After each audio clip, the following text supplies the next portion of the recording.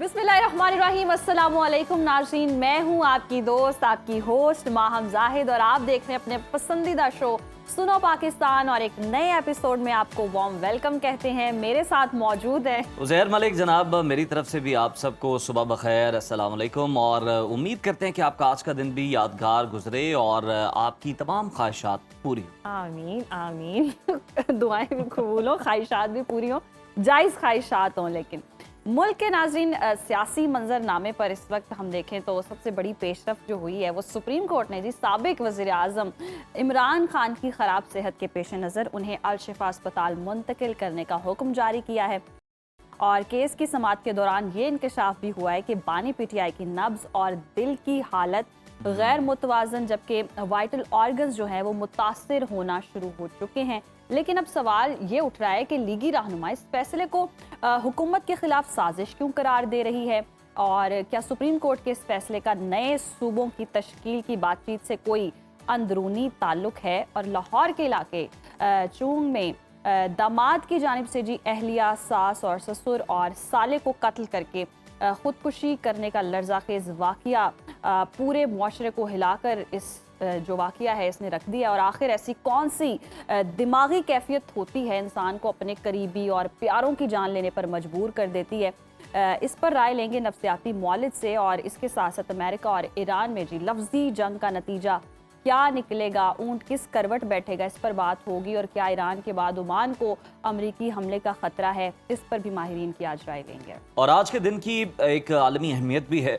19 अगस्त आलमी यौम फोटोग्राफी के तौर पर मनाया जाता है। सरगोदा के सरसब्ज खेतों से ऑक्सफोर्ड यूनिवर्सिटी प्रेस की किताबों तक पहुंचने वाले मुनफरिद पाकिस्तानी फोटोग्राफर मोहम्मद हसन तलाल टिवाना आज हमारे मेहमान बनेंगे। एक खामोश कैमरे से, एक लेंस से पाकिस्तान का हसीन तरीन इमेज दुनिया को दिखाने के लिए कितनी मेहनत करना पड़ती है, उनकी कहानी आपके सामने रखेंगे।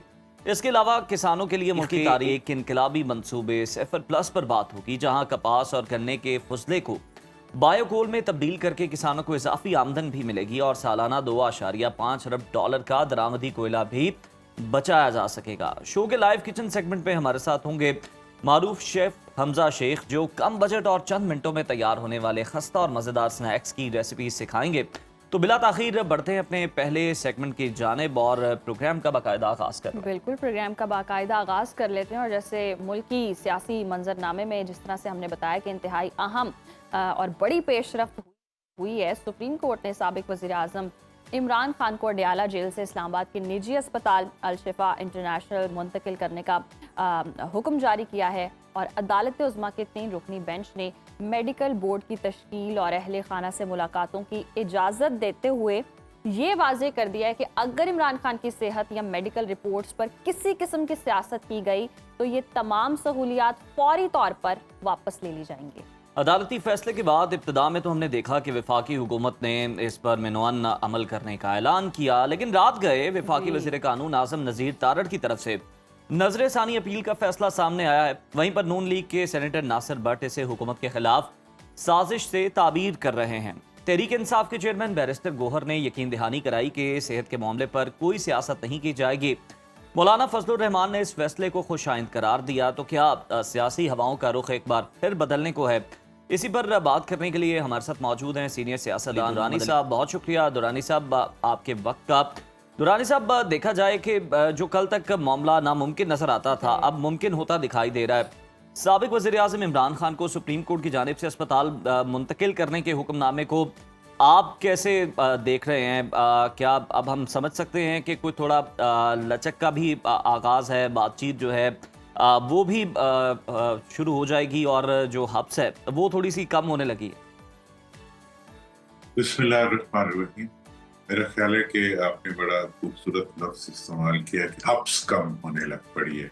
जी। तो ये फैसला जो है इस लिहाज से बहुत खुशाइंद है कि इसकी वजह से कौम के अंदर जो एक मायूसी और एक मतलब एक कैसे डिस्गस्ट की जो कंडीशन पैदा हो चुकी थी उसमें फर्क आया है। स्टेटस को थोड़ा मतलब टूटा है। तो इस चीज की तो बहुत ही और अदालत से एक ही तवक्को होती है और ये हर अदालती निज़ाम की यही बका की वजह भी है कि लोग उस पर इत्मीनान करते हैं। इत्मीनान अदालत से तब भी होता है जब अदालत नेचुरल जस्टिस करती है, वो इंसाफ करती है जो आम आदमी को भी महसूस, वो इंसाफ जो कि आम आदमी को लगे कि उसकी सुनवाई हो। और हुकूमतों के लिए ऐसी वेंट्स जो होते हैं या ऐसी एक सेफ्टी वेल्व होते हैं ये सोसाइटी के, जो कि एक कीमती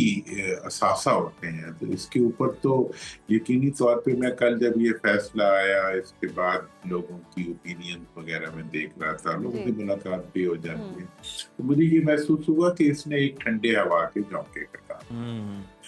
और हुकूमत की तरफ से इब्तदाई तौर पर इसके बारे में मुस्बत राय आना इस चीज की निशानदेही थी कि हुकूमत सेंसिबली ऑपरेट कर। लेकिन रात को जो कुछ हुआ उससे पता ये चला कि नाजायज हुकूमत ने नाजायज इकदाम फिर कर दिया। मसला ये है कि भाई अगर आवाम थोड़ी खुश हो रही थी और पब्लिक में ये ख्याल था, कहाँ कोई रिहा तो नहीं हो गया, तो भी हॉस्पिटल की फैसिलिटी।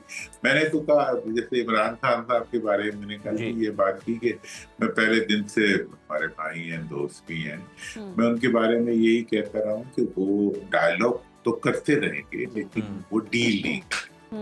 तो कल मेरे से दोस्तों ने पूछा तो मैंने कहा ये एक सेटलमेंट हुई है। अच्छा। एक हक होता है, हकदार को हक मिल जाए और वो नजर आता है कि हकदार को हक मिल गया, तो आपको अच्छा लगता है। कोई फेवर तो नहीं हुई है ये, इट्स नॉट अ फेवर। अगर आप किसी मरीज को, एक एक्स प्राइम मिनिस्टर को जो जेल में रह रहा है, कैद तनाई में रह रहा है, उसको एक तकलीफ है, उसका आप ट्रीटमेंट करा देते हैं, तो ये कोई फेवर तो नहीं है। इट्स वाज हिज राइट, क्योंकि डिनाइड था राइट, उसको मिल गया तो अच्छा हुआ। तो इस लिहाज से ये एक अच्छी सेटलमेंट है। इसके ऊपर हुकूमत का जो बिहेवियर सामने आया है उससे ये लगता है कि हुकूमत के अपने पाँव जो हैं वो जमीन पे तो खैर कभी थे ही नहीं, तो अब हुकूमत के पाँव जो है वो बहुत ज्यादा शेक कर रहे हैं, स्लिप कर रहे हैं, और वो हर चीज जो है उसमें से वो कॉन्स्पिरेसी देखते हैं और अपने लिए खतरा देखते हैं। तो खतरा तो जिस दिन वो आए थे उस दिन पूरे मुल्क को उन्होंने दे दिया था, पूरे अवाम को ने उन्हें खतरे के तौर पे महसूस किया कि ये हमारे वोटों के बगैर आ गए। ये है कि अब उन्हें अगर थोड़ा सा कोई और वो against the system of justice आए थे, against the system of constitution आए थे, against the system of democracy आए थे। वो आए थे तो वो भी तो एक, उसको तो अवाम ने अपने लिए खतरा महसूस किया। अब अगर थोड़ा सा टुवर्ड्स जस्टिस मूव कर रहा है सिस्टम, तो उन्हें उसमें खतरा महसूस होता है। बिल्कुल दुरानी साहब, खतरा महसूस होता है और फिर सिचुएशन सेम नहीं रहती है, कभी कोई आ जाता है तो फिर कभी कोई आ जाता है और फिर खतरा तो कोई ना कोई महसूस करता ही रहता है, सिचुएशन बदलती नहीं है। अगर हम अदालत की बात कर लें, वाज़े तौर पर कहा गया है कि सेहत या मेडिकल रिपोर्ट्स पर सियासत की गई तो सहूलत वापस ले ली जाएगी। आपके ख्याल में पीटीआई इस शर्त पर कहाँ तक पूरा उतर पाएगी?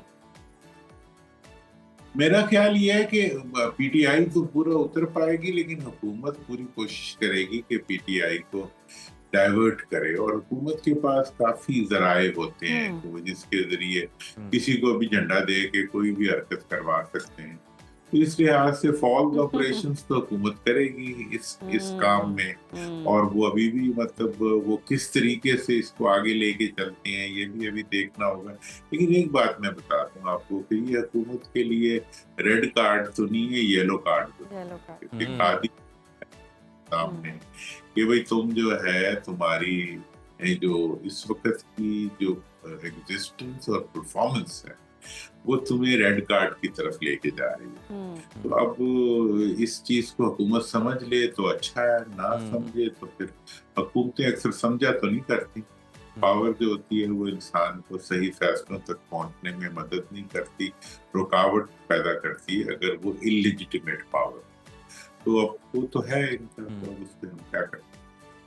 अच्छा दुरानी साहब, अगर हम देखें इस सारे मामले में, आप भी हमेशा बात करते रहे हैं कि डायलॉग का जो दरवाज़ा है वो खुला रहना चाहिए, कोई प्लेयर जो है वो माइनस नहीं हो सकता, सबकी हकीकत को तस्लीम करना चाहिए। कुछ आपकी एफर्ट्स भी हैं, वो अगर आप खुद बात करें उस पर तो ज़्यादा बेहतर होगा, लेकिन मालूम तो सबको है। तो सर अब जब ये डायलॉग होने जा रहा है, मतलब आप बात देखें, आपको हुकूमत को इस मामले में भी मसला है कि बात क्यों हो रही है इनके साथ, हालांकि आपने तो बैकडोर चैनल जो है वो इमरान खान की हुकूमत के बानी तहरीक इंसाफ की हुकूमत के 1 साल बाद ही आपका खुल गया था, आप एतराफ़ भी करते हैं। अब अगर 3 साल बाद उनके साथ बातचीत होना शुरू हुई है और उनके साथ भी डायलॉग के जरिए मामला को आगे बढ़ाया जा रहा है, जो कि बड़ा पॉजिटिव है, ख्वाजा साद रफीक जैसा शख्स जो है वो इसको वेलकम कर रहा है नून लीग से, तो हुकूमत क्यों इस तरह के बयान दे रही है? नवाज शरीफ के जो करीबी साथी हैं, सेनेटर हैं, वो क्यों इस तरह की साजिश की बातें कर रहे हैं? बहुत देखें, बात यह है कि मेरे लिए तो ये इबादत है कि आप मुल्क के अंदर जो एक टकराव की कैफियत हो उसको कम करने के लिए अपने जितने भी आपके पास रिसोर्सेज हों, इंटेलेक्चुअल रिसोर्सेज हो, ताल्लुकात हों, आप उन सबको इस पर्पस के लिए यूज करते हैं कि मुल्क में से स्ट्रेसेस कम हो, मुल्क में इंसाफ आए। तो हमने तो जो कुछ भी किया इसी पर्पस से किया और मुसलसल किया। आपको पता है कि मैंने 2.5 साल में एक दिन भी अपना मौक़िफ़ तब्दील नहीं किया कि मतलब इमरान खान के बारे में मैंने हमेशा कहा है कि वो डायलॉग तो करेगा लेकिन डील नहीं करेगा। Not ask it for deal, not to deal. हमें एक लंबे अरसे बाद एक ऐसा फर्द मिला है या एक ऐसा लीडर है जो कि डील नहीं कर रहा, मुल्क से भाग नहीं रहा, मुल्क को छोड़ कर रहा, मुल्क के अवाम के साथ खड़ा है। और देखें, इब्तला तो है, मुश्किल तो है, आंखों में आंसू तो आ हमारे भी और उसके फैमिली के लोगों के भी आते होंगे देख के, लेकिन ये तो इस रास्ते की आजमाइशी होती है जिनको वो उठा रहे हैं, ठीक है। अच्छा, अब जो सूरत हाल पैदा होगी, और फिर ये बात थी कि अब इलेक्शन के दिल से मैंने हमेशा कहा है कि इस तरह के फॉर्मेट में जो हुकूमतें आती हैं वो थोड़े अरसे बाद डेड वेट बन जाती हैं। इसके अलावा जो दूसरी बात थी वो ये है कि चलो अगर वो हुकूमतें परफॉर्म करना शुरू कर दें, अब जैसे मार्क और पूरी दुनिया के अंदर जो है अल्लाह ताला ने हमें एज ए कौम इज्जत दी, लेकिन क्या सलूक किया उस इज्जत के साथ, इस मतलब आवाम के लिए उस इज्जत को अजाब बना दिया। मतलब ये है कि और पूरे का पूरा जो टैक्सेशन का लोड था अपनी इस कौम के मिडिल क्लास और लोअर क्लास के शोहदा कुर्बानियों से हासिल वाली इज्जत को इन्होंने उन्हीं की CD 70 पे लोड कर दिया कि तुम ही टैक्स करो। मतलब इस वक्त जो लेवी की सूरत में, बिजली की कीमत की सूरत में, जो गैस की कीमत की सूरत में, हम तमाम in the I of the I strong, मतलब सोल्यूशन की आई में बैठ हम जो कुछ भी कर रहे हैं उसके बावजूद हमारी कौम दुनिया का महंगा तरीन मतलब टैक्सेशन के निज़ाम। दुरानी साहब, आप सही कह रहे हैं, रात को भी पेट्रोल की कीमतें जो हैं वो बढ़ा दी गई हैं। ऐसा नहीं हो सकता कि एक घर है तो उसके बाहर से आप पेंट कर दें, बड़ा ज़बरदस्त चकाचौंध कर दें, अंदर एंटर हो तो कालीन फटे हुए हैं, सोफे जो हैं, फर्नीचर जो है वो टूटा हुआ है, तो अंदरूनी हालत जो है उसे भी बेहतर करना पड़ेगा। लेकिन अगर हम देखें सर, ये जो मामला है खालिसतन, आपने भी कहा कि ये कोई बहुत बड़ी फेवर नहीं है, या फेवर ही नहीं है, ये तो बल्कि एक इंसानी हुकूक है और बुनियादी हुकूक हैं किसी भी इंसान के, कैदी के। इसमें साजिश की बू क्यों इन्हें आ रही है? कहते हैं कि जी इधर से जमात इस्लामी जो है वो एहतजाज कर रही है और मुल्क के मुख्तलिफ शहरों में एहतजाज कर रही है, इधर से ये मामला हो गया है, तो ये सारी कड़ियाँ क्यों जोड़ी जा रही हैं? लेकिन खालिसतन ये सेहत का मामला है बानी। वो चोर की दाढ़ी में तिनका सुना है ना जी, मतलब ये है कि वो तो गिल्ट जो होता है, अपना गिल्ट जो, ये जो चोर हो वो सारी दुनिया को चोर सकता, जो साजिशी हो वो सारी दुनिया को साजिश। दुरुस्त। तो बहनी इनका भी यही हाल है कि इनकी अपनी जो रॉन्ग डूइंग्स हैं, इनकी अपनी जो मतलब जो इनके गलत इक़दामात हैं, वो इनको रात को आके ख्वाब में, वो कहते हैं कोई कातिल हो ना तो वो कत्ल तो छुप जाए तो, लेकिन वो अपने आप पे तो नहीं छुप सकता ना। इसी तरह इन्होंने जो कौम की उम्मीदों का और कौम के वोटों का जो कत्ले आम किया हुआ है, वो इन्हें रात को सोने तो देता होगा। ये तो बड़े पुराने खिलाड़ी हैं, लेकिन उसके बावजूद कभी-कभी तो उन्हें डराता। बिल्कुल आपने दुरुस्त फरमाया, लास्टली बताएगा, इसमें कोई बैद नहीं है जो भी आपने नक्शा खींचा, लेकिन इस सारी सूरत हाल के बावजूद भी हम देख रहे हैं जैसे PTI ने अगर एहतजाज की कॉल दी है, तो जिस तरह से आप भी कह रहे हैं कि मरीज का हक है, ट्रीटमेंट उसका हक था, वो मिलना चाहिए था, लेकिन ऐसे में एहतजाज की कॉल देना, क्या एहतजाज इतना कोई असर रखता है? एहतजाज से कुछ तब्दीली हो सकती है? देखिए, मैंने तो जब इन्होंने एहतजाज रखा था, मैंने उस वक्त भी यही बात की थी कि इस वक्त जो पीटीआई ने अब तक जो ये लंबा अरसा इन्हें लीज ऑफ लाइफ मिली है हुकूमत को, जी। वो इसी किस्म के गैर सियासी इक़दामात की वजह से मिली है जो पीटीआई की क़यादत ने किए हैं कि टकराओ कोई नहीं, आप कानून से निकल के इदारों से टकरा के आप सियासी जो मकासद होते हैं उनको हासिल नहीं कर सकते, सियासी जी मकासद को हासिल जी करने का जद्दोजहद होती है। हम्म अब जिसकी तरह अगर ये उस तरफ आ जाएंगे तो हाथ कंगन को आदमी क्या पूरी कौम तो इनके साथ दुरानी है। साहब बिल्कुल, अब वो लेकिन लगता है कि शायद 27 सितंबर वाला मामला जो है वो भी खत्म हो जाए, एहतजाज ना किया जाए तहरीक इंसाफ की जानिब से, क्योंकि एक बहुत बड़ा हक जो है वो मिल गया है। सर जाते जाते दुरानी साहब ज़रा ये भी बता दें कि कौन सी मॉरल ग्राउंड्स हैं कि आज़म नज़ीर तारड़ साहब वफाकी वज़ीर कानून ये कह रहे हैं कि जी अगर हर कैदी का जो है प्राइवेट अस्पताल में इलाज करवाया जाएगा तो फिर ये तो बड़ा गलत ट्रेंड जो है वो सेट हो जाएगा, इस तरह नहीं होना चाहिए, सरकारी हॉस्पिटल में इलाज होना चाहिए। यहाँ तो बैरून मुल्क इलाज की भी मिसालें मौजूद हैं और फिर वापसी का भी कोई अता पता नहीं था, अपनी मर्जी से वापसी होती है। बस तारड़ साहब तो हमारे भाई हैं, इंटेलेक्चुअल आदमी हैं, वकील हैं, पर वो तो हर एक के वकील बन सकते हैं। लेकिन उनसे मैं एक ही सवाल करूंगा, लंदन में कौन सा सरकारी हॉस्पिटल जी जहाँ पे मियाँ साहब का ट्रीटमेंट हुआ? बस कर देना, मतलब कोई हद होती है, जी लिमिट होती है, कोई मतलब जिसे कहते हैं ना कि अपने अपने ज़मीर को थोड़ा सा तो जिंदा रखना चाहिए ना, कि आप जब बात करें तो उसके अंदर कहीं कोई नेचुरल जस्टिस की झलक होनी चाहिए। तो ये तो लगता है वो दिल सया होने वाला केस है। बिल्कुल, अवाम के सब क्या सामने ही है और अवाम देखना भी चाह रही है कि क्या इंसाफ किया जाएगा इनकी जानिब से कि नहीं किया जाएगा। और जिस तरह के बयानात आ रहे हैं वाकई अफसोसनाक भी हैं और मायूसी भी होती है सुनकर। बहुत शुक्रिया मोहम्मद अली दुरानी साहब आपके वक्त का। और अब इस साल में वाकई जी अगर बानी पीटीआई बीमार हैं, उनकी सेहत का मसला है और मेडिकल उनके प्रॉब्लम्स हैं तो उनको सॉर्ट होना चाहिए, उस पर सियासत नहीं होनी चाहिए। और पीटीआई को भी चाहिए इसको सियासी रंग ना दें और हुकूमत को भी चाहिए इसको अंडरस्टैंड करें, इतने गट्स रखें, इतना हौसला रखें, कोई खतरा फील ना करें खुदारा कि अगर एक बीमार है उसकी हाई मॉरल ग्राउंड्स जो हैं वो भी आप शो करें। आप इस तरह की जब मिसालें देंगे, हालांकि आपने किस किस तरह रिलीफ लिया हुआ है, अगर आप वो जहन में रखें तो मेरा नहीं ख्याल आपको इस तरह के बयानात जो हैं वो जेब देते हैं, या आपको देने भी चाहिए, इनके बारे में सोचना भी चाहिए। अच्छा, एक जेस्चर है, सियासी घुटन का जो माहौल है वो खत्म हो रहा है और सुप्रीम कोर्ट की जानिब से अगर रिलीफ दिया गया, जो कि वो कहते हैं कि रिलीफ नहीं है, सभी ये कहते हैं कि बुनियादी हक है, अदालतों से रिलीफ ले लें, रिलीफ ले लें। तो जब मिल रहा है तो फिर आप कह रहे हैं कि नहीं, हम चैलेंज करेंगे, हम ऐसे करेंगे, वैसे करेंगे। तो मेरा ख्याल है कि पीपल्स पार्टी भी इस मामले पर नून लीग के साथ नहीं होगी, क्योंकि पीपल्स पार्टी हमेशा से सियासी कैदियों की जो मुखालफत है वो करती आई है और कहती है कि कोई भी सियासी कैदी नहीं होना चाहिए।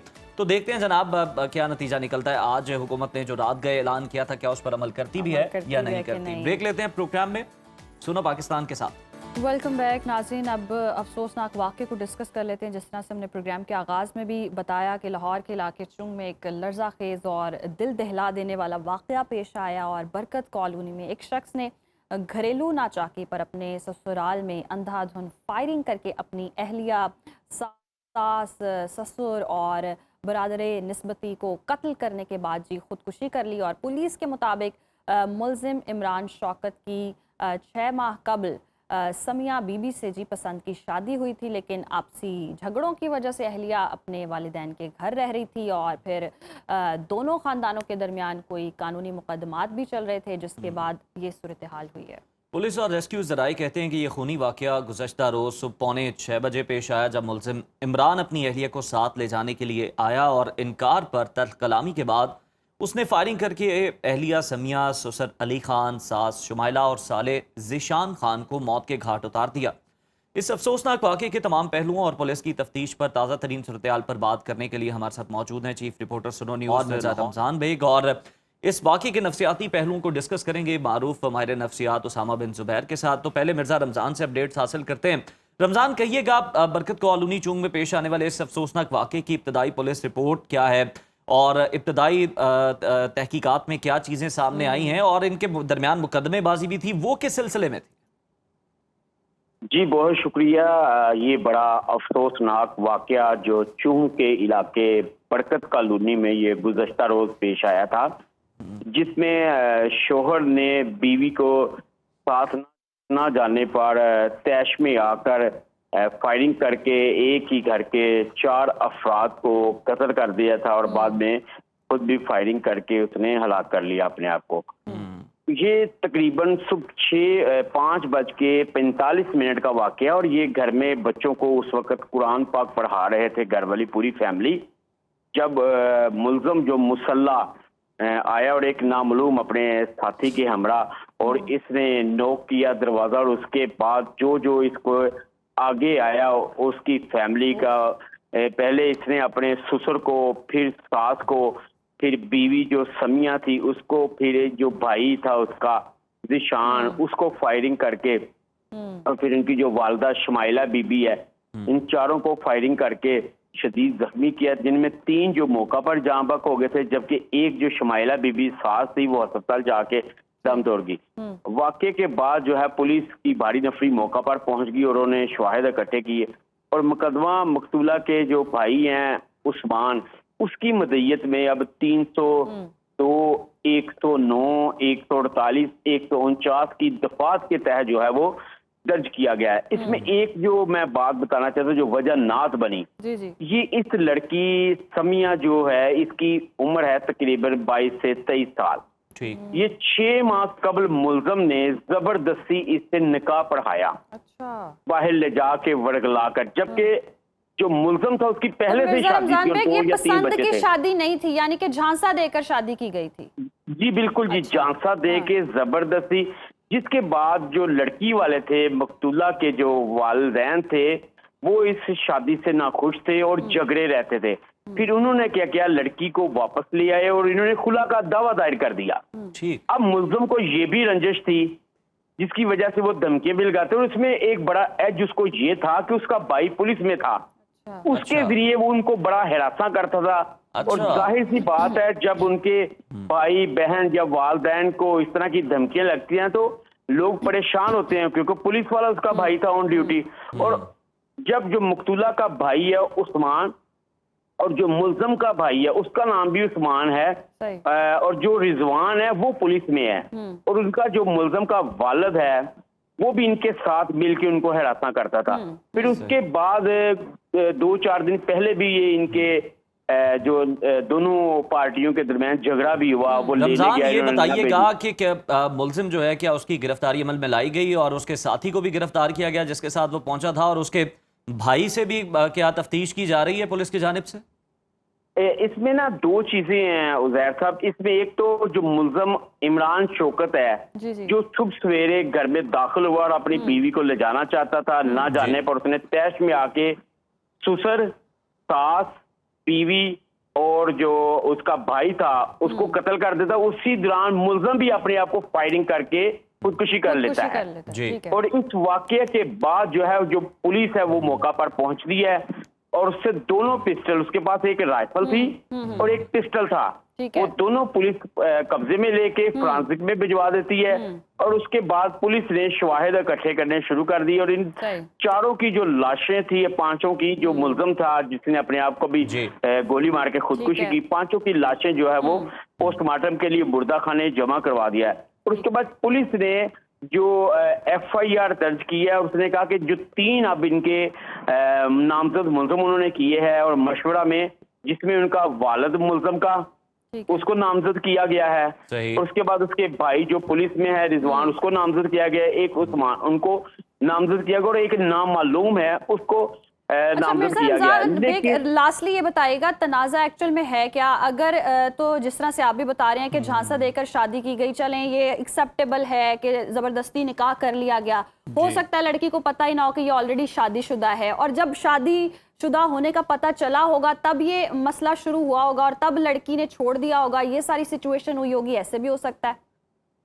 जी बिल्कुल, ये पहले क्योंकि इन्होंने वर्गलाया उस लड़की को 22-23 साल की और उसके बाद इसको शादी का झांसा दे के और उसके बाद जब पता चला घर वालों को ये तो पहले से भी शादीशुदा है तो उसके बाद जो मामलात भी खराब हो गए और ये एक दूसरे को फिर धमकियां भी लगती, लेकिन वो कहते थे आए रोज ये गाली गलोच करता था, यानी कि कह सकते हैं हम कि ये यानी कि एक साइको दूसरे था को गाली गलोच एक- करते थे, झगड़ा रहता था, यही तनाज़ा था जिसकी वजह से एक दूसरे पर मुकदमात भी हुए और बिलाखिर ये वाकया जो है वो रूनुमा हुआ और लर्जा खेज वाकया है। और वाकई ये पता नहीं क्या जहनी कैफियत होती है किसी भी इंसान की कि अपने प्यारों को भी मार देता है और फिर एंड पे खुदकुशी भी कर लेता है और फिर शादी भी ज़बरदस्ती करनी है। तो ये नफ्सियात क्या है, इसको भी हम डिस्कस करेंगे, जहाँ कोई शख्स अपने ही ख़ानदान पर गोली चला देता है और बाद में जैसे कि हम डिस्कस भी करें कि खुदकुशी भी कर लेता है। तो सबसे बड़ा सवाल यहाँ ये उठता है कि आखिर एक इंसानी दिमाग क्या सोच क्या रहा होता है, किस कैफियत से गुजर रहा होता है और क्या वो अपने ही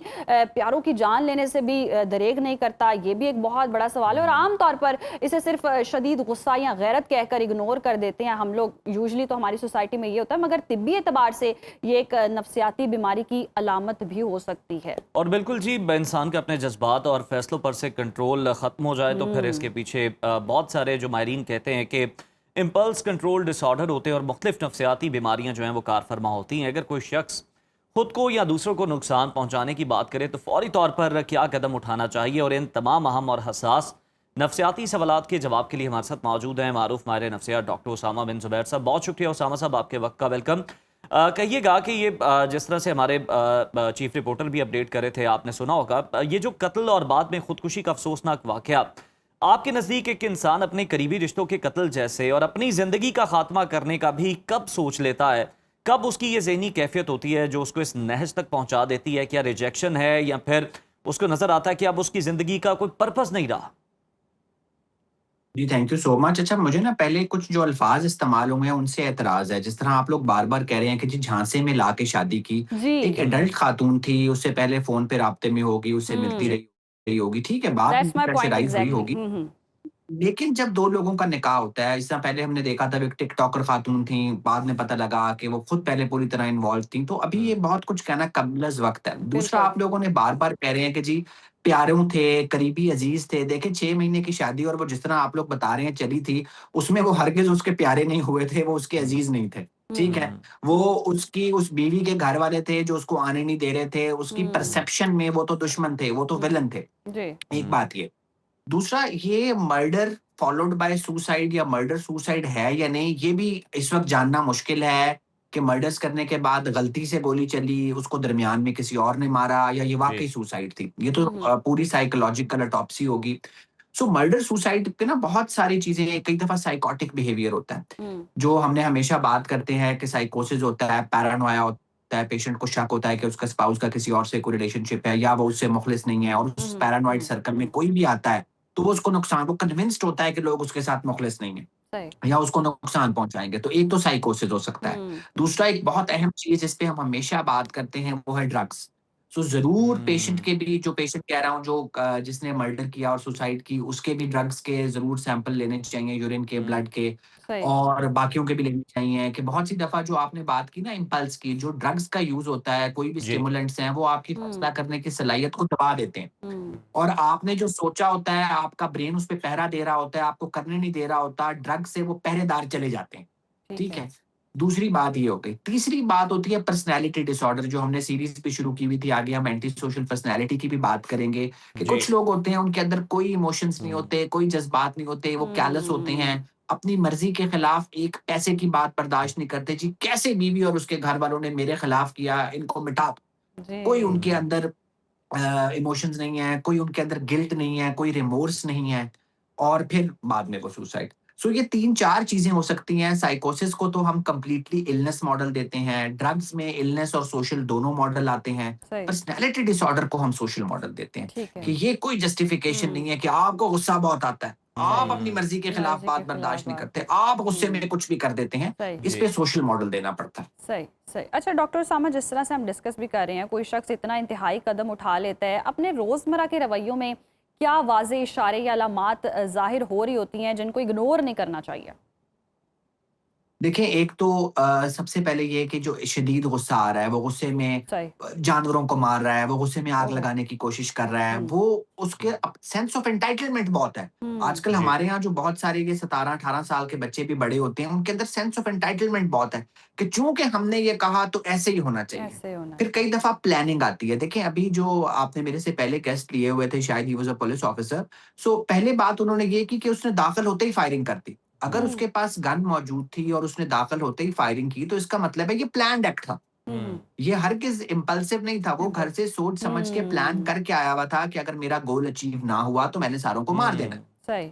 सो this was not um, impulsive. So उसने हुँ। पहले इज़हार भी किया होगा। जो जी। 2 दिन पहले मीटिंग थी, उसको कहा भी होगा। उस वक़्त किसी ने सीरियस नहीं लिया होगा कि एम ही कह रहा है, कहाँ मार देगा। डॉक्टर सो उसामा, खुद को बिल्कुल इससे मारने पहले भी या बहुत किसी सारे साइंस थे और वो पुलिस ऑफिसर नहीं, वो हमारे अपने चीफ क्राइम रिपोर्टर। रिपोर्टर थे जो कि हमारे साथ मौजूद थे, अपडेट्स हमें दे रहे थे इस केस की। लेकिन आप ये देखें कि पहले से मुकदमेबाजी भी चलती आ रही है, लेकिन फिर भी जो है तसल्ली तशफ़ी नहीं हो रही। जो मुलजिम था, जिसने खुद भी अपनी ज़िंदगी का खात्मा किया, उसका भाई पुलिस में है, उसके ज़रिए भी वो दबाव डलवाता रहा इस फैमिली के ऊपर और अपनी साबिका बीवी के घर वालों को डराता धमकाता भी रहा। लेकिन क्या ऐसी सोच है, क्या नफ्सियात है कि इतना सब, इतने हरबे आजमाने के बावजूद भी आपकी तसल्ली नहीं हो रही, आपकी तशफ़ी नहीं हो रही और आप जो है इस तरह का इंतहाई कदम भी उठा रहे हैं और अपनी भी ज़िंदगी का खात्मा कर रहे हैं? अच्छा उज़ैर, आपने ना इससे पहले एक लफ्ज़ इस्तेमाल किया था, बड़ा इंटरेस्टिंग, इम्पल्स कंट्रोल डिसऑर्डर। हुँ, जी। अभी एक बड़े मशहूर अमेरिका के फोरेंसिक साइकियाट्रिस्ट हैं, उन्होंने अपनी किताब में लिखा है कि आप कहते हैं कि इम्पल्स कंट्रोल डिसऑर्डर है, मेरे अंदर एक स्ट्रॉन्ग अर्ज आती है किसी को मारने की, चोरी करने की, खुद को मारने की, मैं उसको रोक नहीं सकता। तो ये हुँ, डिसऑर्डर तब मानेंगे जब एक बाजू के फासले पे पुलिस वाला खड़ा हुआ है और फिर भी आप ये काम कर गुज़रते हैं, तो आप वाक़ई बीमार हैं। बीमार है। अदरवाइज़ इसको हम इतने हुँ, बड़े वाक़ये की जस्टिफिकेशन नहीं ले सकते कि ये इम्पल्स कंट्रोल डिसऑर्डर की ठीक है, बीमारी थी, सही। जिसके ज़रिए असर उसने खुद को भी मार दिया और लोगों को हुँ, भी मार हुँ, दिया। हुँ, एक ये हुँ, बात। ठीक। दूसरी बात ये जो मैंने कहा ना कि अगर साइकोसिस नहीं है तो पर्सनैलिटी डिसऑर्डर। बहुत से लोग पर्सनैलिटी जो एंटी डिसऑर्डर। सोशल पर्सनैलिटी हुँ, डिसऑर्डर का शिकार होते हैं, जिनके दिमाग में हर वक़्त ही ये स्टॉकर्स होते हैं। जी, जी। अब अगर इसकी साइकोलॉजिकल ऑटोप्सी करें, पीछे जाएँ, तो हो सकता है कि ये इसको सोशल मीडिया पे स्टॉक खातून को करता हो, हुँ, इसका पीछा करता हो, इसके घर जी, का पता हो, इसके सारे सोशल मीडिया अकाउंट्स इसने हैक किए हों। मैं भी हुँ, मिसाल दे रहा हूँ कि पास्ट में क्या हो रहा था। सही। तो ये सारी निशानियाँ होती हैं कि ये एक एंटी सोशल पर्सनैलिटी डिसऑर्डर है। ये पहले इसी तरह सुपरफिशियल चार्म में चिकनी-चुपड़ी बातें करके हुँ, उसको एंटेंगल करेगा और एंटेंगल करने के बाद उसको शादी पे मजबूर करेगा, फिर जी, उसको यूज़ करेगा और फिर टिश्यू पेपर की तरह छोड़ देगा। छोड़ उस देगा, दौरान वो बिल्कुल। झूठ भी बोलेगा हुँ, और भी हुँ, बहुत सारे काम करेगा।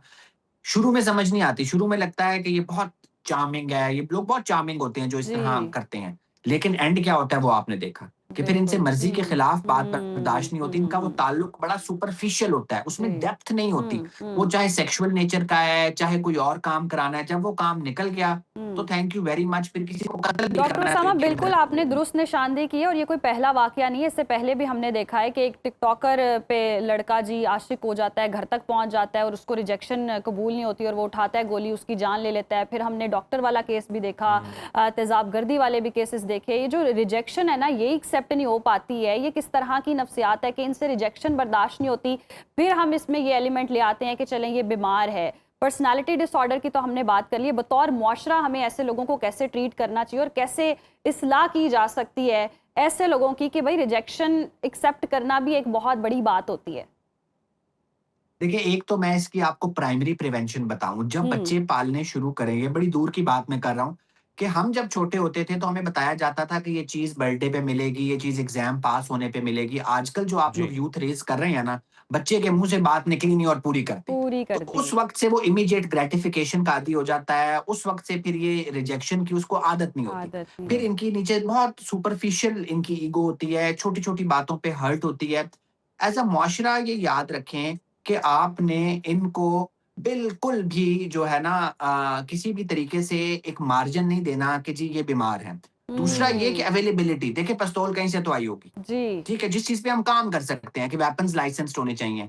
किसी के पास वेपन्स की एक्सेस नहीं होनी चाहिए। फिर जो बात कह रहा है उसको सीरियस लें। हम मेंटल सीरियसली। हेल्थ में ये बता-बता के थक जाते हैं कि जो मुँह से खुद को या किसी को नुकसान पहुँचाने को कह रहे हैं उसको लाइट ना लें। जी, कहना करने की सबसे बड़ी निशानी हो सकती है। निशानी हो सो सकती अगर है। इसने पिछली मीटिंग ठीक। पे, उससे पिछली मीटिंग पे, कोर्ट हुँ, में कहीं भी कहा था कि जी मेरी बात ना मानी मैं तुम्हें छोड़ूँगा नहीं, तो छोड़ूँगा इसको नहीं, सीरियस लें। एग्ज़ैक्टली। जी। पहले से पुलिस को रिपोर्ट कर।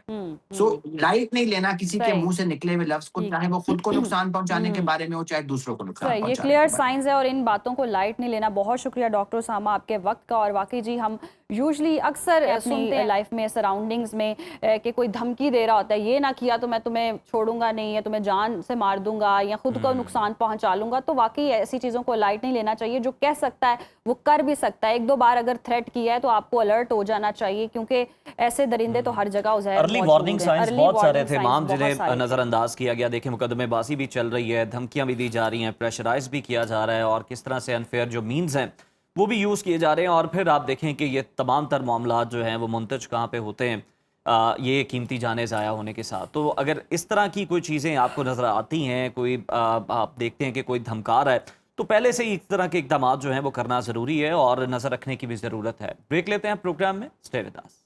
Welcome back after the break viewers. और अब वक्त हुआ है कि जान लिया जाए कि मुख्तलिफ शहरों में आज मौसम कैसा रहने वाला है। तो हम बताइए क्या जी, दर्जा हरारत है चलते मुख्तलिफ हैं शहरों में? और जानते हैं कि मुख्तलिफ शहरों में क्या दर्जा हरारत रहने वाला है। वैसे तो बारिशें हो रही हैं, लेकिन बारिशों की वजह से हब्स भी बहुत हो रही है और ऐसे में लाइट भी उज़ैर बहुत जा रही है, तो गर्मी तो बहुत महसूस हो रही है।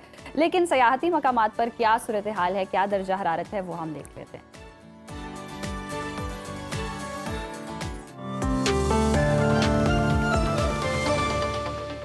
नाज़रीन, मुल्क के बेशतर इलाकों इस्लामाबाद, खित्ता पोचोहार कश्मीर, शिमाल मशरकी पंजाब, गिलगित बल्तिस्तान और बालाई खैबर पख्तूनख्वा में तेज़ हवाओं और गरज चमक के साथ बारिश का इम्कान है। ताहम मुल्क के दीगर इलाकों में मौसम गर्म और मरतूब रहेगा। मुख्तलिफ शहरों में मौसम की क्या सूरत हाल है, आइए जान लेते हैं। और हमेशा की तरह सबसे पहले बात कर लेते हैं बुलंदो बाला पहाड़ों की सरजमीन गिलगित बल्तिस्तान की, जहाँ मतला जुज़वी अब्र आलूद रहने का इम्कान है और गिलगित में दर्जा हरारत 34 से 26 डिग्री के दरमियान रह सकता है। जबकि स्कर्दो में हम देख रहे हैं ज़्यादा से ज़्यादा टेम्परेचर है 31 और कम से कम 13 डिग्री तक जाने की तवक्को है। और महकमा मौसमियात के मुताबिक आइंदा 24 घंटों के दौरान चंद मकामात पर तेज़ हवाओं और गरज चमक के साथ बारिश हो सकती है। आज़ाद कश्मीर में मतला अब्र आलूद रहने का इम्कान है। और दारुल हुकूमत मुजफ्फराबाद की अगर हम बात करें तो यहाँ पर हम देख रहे हैं ज़्यादा से ज़्यादा दर्जा हरारत है 30 और कम से कम 23। जबकि श्रीनगर में पारा 31 से 19 डिग्री के दरमियान रह सकता है। ताहम आइंदा 24 घंटों के दौरान तेज़ हवाओं और गरज चमक के साथ बारिश, जबकि चंद मकामात पर मूसलाधार बारिश मुतवक्के है। अब बात कर लेते हैं मेज़बानों की धरती खैबर पख्तूनख्वा के मौसम की। यहाँ पर हम देख रहे हैं सूबे के बेशतर अजला में मौसम गर्म और मरतूब, जबकि बालाई अजला में मतलब जुज़वी अब्र आलूद रहने का इम्कान है। सूबाई दारुल हुकूमत पेशावर लिए चलते हैं आपको। पेशावर में हम देख रहे हैं दर्जा हरारत जो है वो 36 से 26 डिग्री के दरमियान रह सकता है। जबकि सवात, जिसे पाकिस्तान का स्विट्ज़रलैंड कहा जाता है, यहाँ पर हम देख रहे हैं मैक्सिमम टेम्परेचर है 26 और मिनिमम 14 डिग्री तक रहने की तवक्को है। ताहम दीर, सवात, कोहिस्तान, मालाकंड, शांगला, बडग्राम, बुनेर, खैबर, बजोड़, मोहम्मद, मासहरा, एबटाबाद, पेशावर और कोहाट में तेज़ हवाओं और यहाँ भी गरज चमक के साथ बारिश हो सकती है। अब नजर डाल लेते हैं 5 दरियाओं की सरजमीन पंजाब के मौसम पर। यहाँ हम देख रहे हैं सूबे के बेशतर अजला में मौसम गर्म और मरतूब रहने का इम्कान है। बागों के शहर लाहौर की बात कर लेते हैं। लाहौर में हम देख रहे हैं ज़्यादा से ज़्यादा दर्जा हरारत है 34 और कम से कम 26 डिग्री रहने का इम्कान है। जबकि शहर बेमिसाल इस्लामाबाद का रुख करें तो यहाँ पर ज़्यादा से ज़्यादा पारा है 32 और कम से कम 25 रहने की तवक्को है। मुल्तान में टेम्परेचर जो है वो 40 से 30 डिग्री के दरमियान रह सकता है। और महकमा मौसमियात के मुताबिक आइंदा 24 घंटों के दौरान रावलपिंडी, मरी, गलियात, अटक, चकवाल, जहलुम, गुजरावाला, हाफिजाबाद, मंडी बहाउद्दीन, सियालकोट, नारोवाल, शेखुपुरा, मियांवाली, खुशाब और फैसलाबाद में तेज़ हवाओं और गरज चमक के साथ यहाँ भी बारिश मुतवक्के है। जबकि इस दौरान चंद मकामात पर मूसलाधार बारिश भी हो सकती है। अब बात कर लेते हैं कुदरती ज़खायर से मालामाल सूबे यानी कि बलूचिस्तान की। यहाँ पर बेशतर अजला में मौसम गर्म और मरतूब रहने की तवक्को है। कोयटा में दर्जा हरारत हम देख रहे हैं 36 से 19 डिग्री के दरमियान जा सकता है। तहाँ महकमा मौसमियात के मुताबिक रात में योब, बारखान और गिरदोनवाह में तेज़ हवाएं चलने की भी तवक्को है। आखिर में हमेशा की तरह बात कर लेते हैं वादी मेहरान यानी कि सूबा सिंध की। यहाँ पर भी मौसम गर्म और मरतूब रहने की तवक्को है। शहर कायद कराची का रुख करें तो कराची में पारा 33 से 27 डिग्री के दरमियान रहने की तवक्को है, जबकि हैदराबाद में मैक्सिमम टेम्परेचर है 38 और मिनिमम 27 डिग्री तक जा सकता है, जबकि जनूबी इलाकों में मतलब जुज़वी अब्र आलूद रहने का इम्कान है।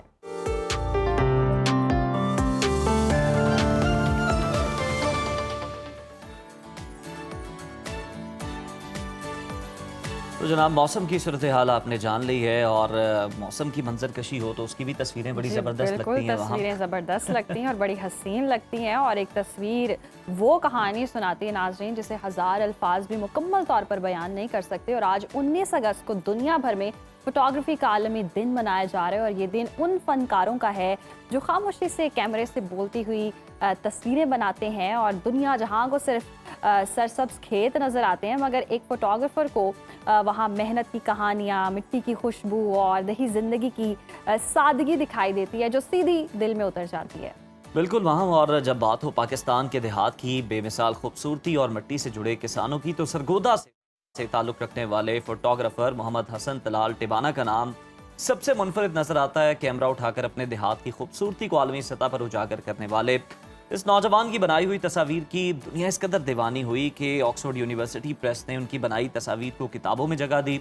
इस खूबसूरत सफर और 19 अगस्त की अहमियत पर बात करने के लिए फोटोग्राफर मोहम्मद हसन तलाल टिबाना मौजूद हैं। बहुत शुक्रिया हसन, आपके वक्त का। वेलकम। आप अफ्रीका का भी अभी रिसेंटली टूर करके आए हैं, वहाँ पर आपने क्या क्या कैमरे की आंख से देखा वो भी हम आपसे जानेंगे, लेकिन हमें ज़रा आज के दिन के हवाले से बताइएगा कितना इम्पोर्टेंट ये दिन है, और कैमरा जो है वो लेकर तस्वीरें बनाने का आपको किस तरह से ख्याल आया, और कितना मुनफरिद काम है, कितना आप इसको एंजॉय करते हैं?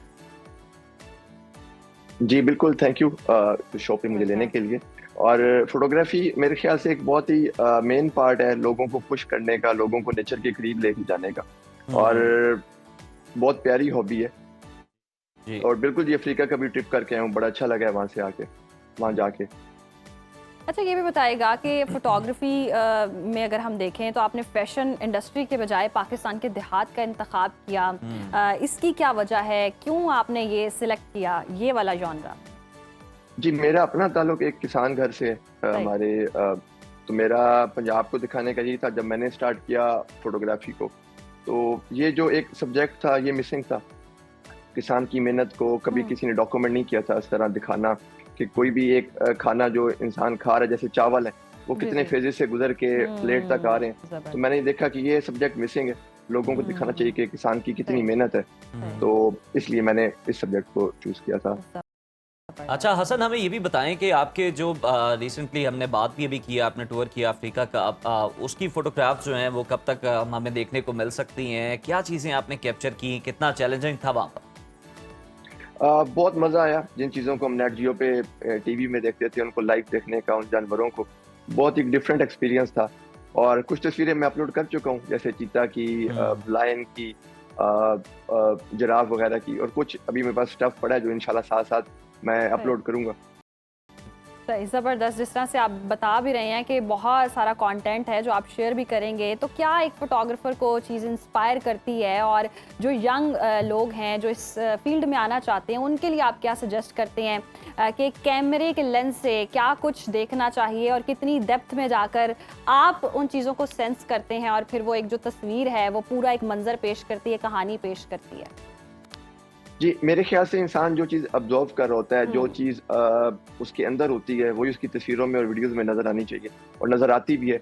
अगर आप नेचर को बहुत करीब से जाके देखें या नेचर को एक एंजॉय करना स्टार्ट करें, उसकी खामोशी को, उसकी आवाज़ों को, तो वो बहुत ही एक मज़ेदार सी दुनिया है। और नए आने वालों के लिए यही होगा कि कंसिस्टेंट रहें, कोई भी चीज़ एक दिन में या हफ्ते में नहीं होती, थोड़ा टाइम लगता है। तो लेकिन ये सबसे मुझे सबको रेकमेंड करूंगा, बड़ी हेल्दी हॉबी है, तो इसको लाजमी करना चाहिए। हसन, बिल्कुल हेल्दी हॉबी है, और हमने तो ये देखा भी अमली तौर पर, मतलब हमने देखा कि वो लोग शायद जो ज़िंदगी के गमों की वजह से या फिर बोझ की वजह से हंसना भूल जाते हैं, लेकिन जैसे ही आप कैमरे का लेंस उनकी तरफ करते हैं तो बड़ी स्माइलिंग सी पिक्चर आती है। उस वक्त आप एक कॉमेडियन का भी काम कर रहे होते हैं, उनके चेहरों पर मुस्कुराहट भी ला रहे होते हैं। तो ये जो ट्रांजिशन होती है दर्द से एकदम उनका मुस्कुराना, ये आपको कितनी खुशी देती है, आपके लिए कितनी राहत का सामान होता है? बिल्कुल जी, सबसे बड़ी तो खुशी यही है कि लोग मेरे काम से मुझे मिल के खुश होते हैं, और गांव में जो लोग अपने कामों में लगे होते हैं, मुझे देख के या मेरा कैमरा देख के उन्हें बड़ी खुशी होती है, और बड़ा अच्छा लगता है कि उनकी तस्वीरें बन रही हैं, कोई उनको नोटिस कर रहा है। तो बिल्कुल मेरे लिए सबसे बड़ी खुशियों में ये बिल्कुल ये खुशी है कि मैं किसी के लिए इस चीज़ का बायस बनता हूँ। सही। अच्छा, ये भी बताइएगा, देहात का तो आपने जिक्र किया, देहात के अलावा आप किन किन स्टोरीज में ज़्यादा इंटरेस्टेड हैं और किन चीज़ों को ज़्यादा कैप्चर करने का शौक रखते हैं, और फ्यूचर में आपके क्या प्लान्स हैं कि क्या चीज़ें एक्सप्लोर करना चाहते हैं और जिनको आप कैप्चर करके बहुत खुश होंगे? देहात के अलावा मुझे जो मैंने ज़्यादा फोटोग्राफी की है वो घोड़ों की है। एक चीज़ थी वाइल्ड लाइफ, जिसका मुझे था बचपन से ही कि अपने वहाँ जाके की जाए अफ्रीका में, तो वो भी अल्लाह का शुक्र है, ताला ने पूरा कर दिया। और नेक्स्ट भी मेरा यही है कि 1, 2 या 3, 4 चक्कर और लगाए जाएं अफ्रीका के। अभी तो फर्स्ट एक्सपीरियंस था, तो काफ़ी चीज़ें वहाँ पे मैंने लर्न की हैं कि क्या क्या चीज़ें मतलब वाइल्ड लाइफ में हमें करनी होती हैं, किस किस तरह से जाके फोटोग्राफी करनी होती है। तो नेक्स्ट भी इंशाल्लाह वाइल्ड लाइफ को कैप्चर इंशाल्लाह हम उम्मीद करते हैं कि जी एक तो ये जो आपने टूर किया है इसमें इसकी हाइलाइट्स जो हैं वो शेयर की जाएंगी, और उज़ैर हम उम्मीद करते हैं कि अफ्रीका के जंगलों से निकलकर पाकिस्तान में इंसानों को भी आप थोड़ा सा कैप्चर करें, हमें भी टाइम दें। यानी इस शेर में जो माहम है वो करवाना चाह रही हैं आपसे, इस चीज की ख्वाहिशमंद है, लेकिन आपने सुना नहीं, उन्होंने कहा कि मैं वाइल्ड लाइफ फोटोग्राफर मैंने कहा है जंगलों से निकलकर इंसानों। आपने इस बात पर गौर नहीं किया। उनके पास लेंस ही वो वाले मौजूद है। नहीं, ऐसा नहीं। चले हम अपना फोन दे देंगे। बहुत शुक्रिया हसन, आपके वक्त का, और बड़े ज़बरदस्त आप काम कर रहे हैं, और वाकई बड़ा ही एक टैलेंट बेस ये काम होता है। बड़े टैलेंटेड लोग होते हैं, बड़े आर्टिस्टिक लोग होते हैं, इतने विजुअल्स को कैप्चर। और हम देखें ना, ये जो शिकवे शिकायतें करते हैं कि इस चीज़ का फ्यूचर नहीं है, पता नहीं क्या होगा, देखें हसन भी तो है, एक सरगोदा बड़ी प्यारी जगह है, वहाँ से निकल कर जनाब उनका काम जो है ऑक्सफोर्ड तक पहुँचा है, रिकग्नाइज किया गया इंटरनेशनली। तो आप भी अगर शौक रखते हैं तो जनाब अपने पैशन के लिए कुछ काम करें, मेहनत करें और नाम बनाएं। ब्रेक लेते हैं प्रोग्राम में, देखते रहिए सुनो पाकिस्तान। एक बार फिर से प्रोग्राम में आपको खुश आमदीद कहते हैं नाज़रीन। अमेरिका और ईरान के दरमियान लफ्ज़ी गोलाबारी किसी सूरत कम होने को नहीं आ रही है, और अमेरिकी सदर डोनाल्ड ट्रंप का बयान सामने आया कि तेहरान के साथ इस वक्त कोई मुज़ाकरात तय नहीं है और बहरी नाकाबंदी मुकम्मल तौर पर बरकरार है।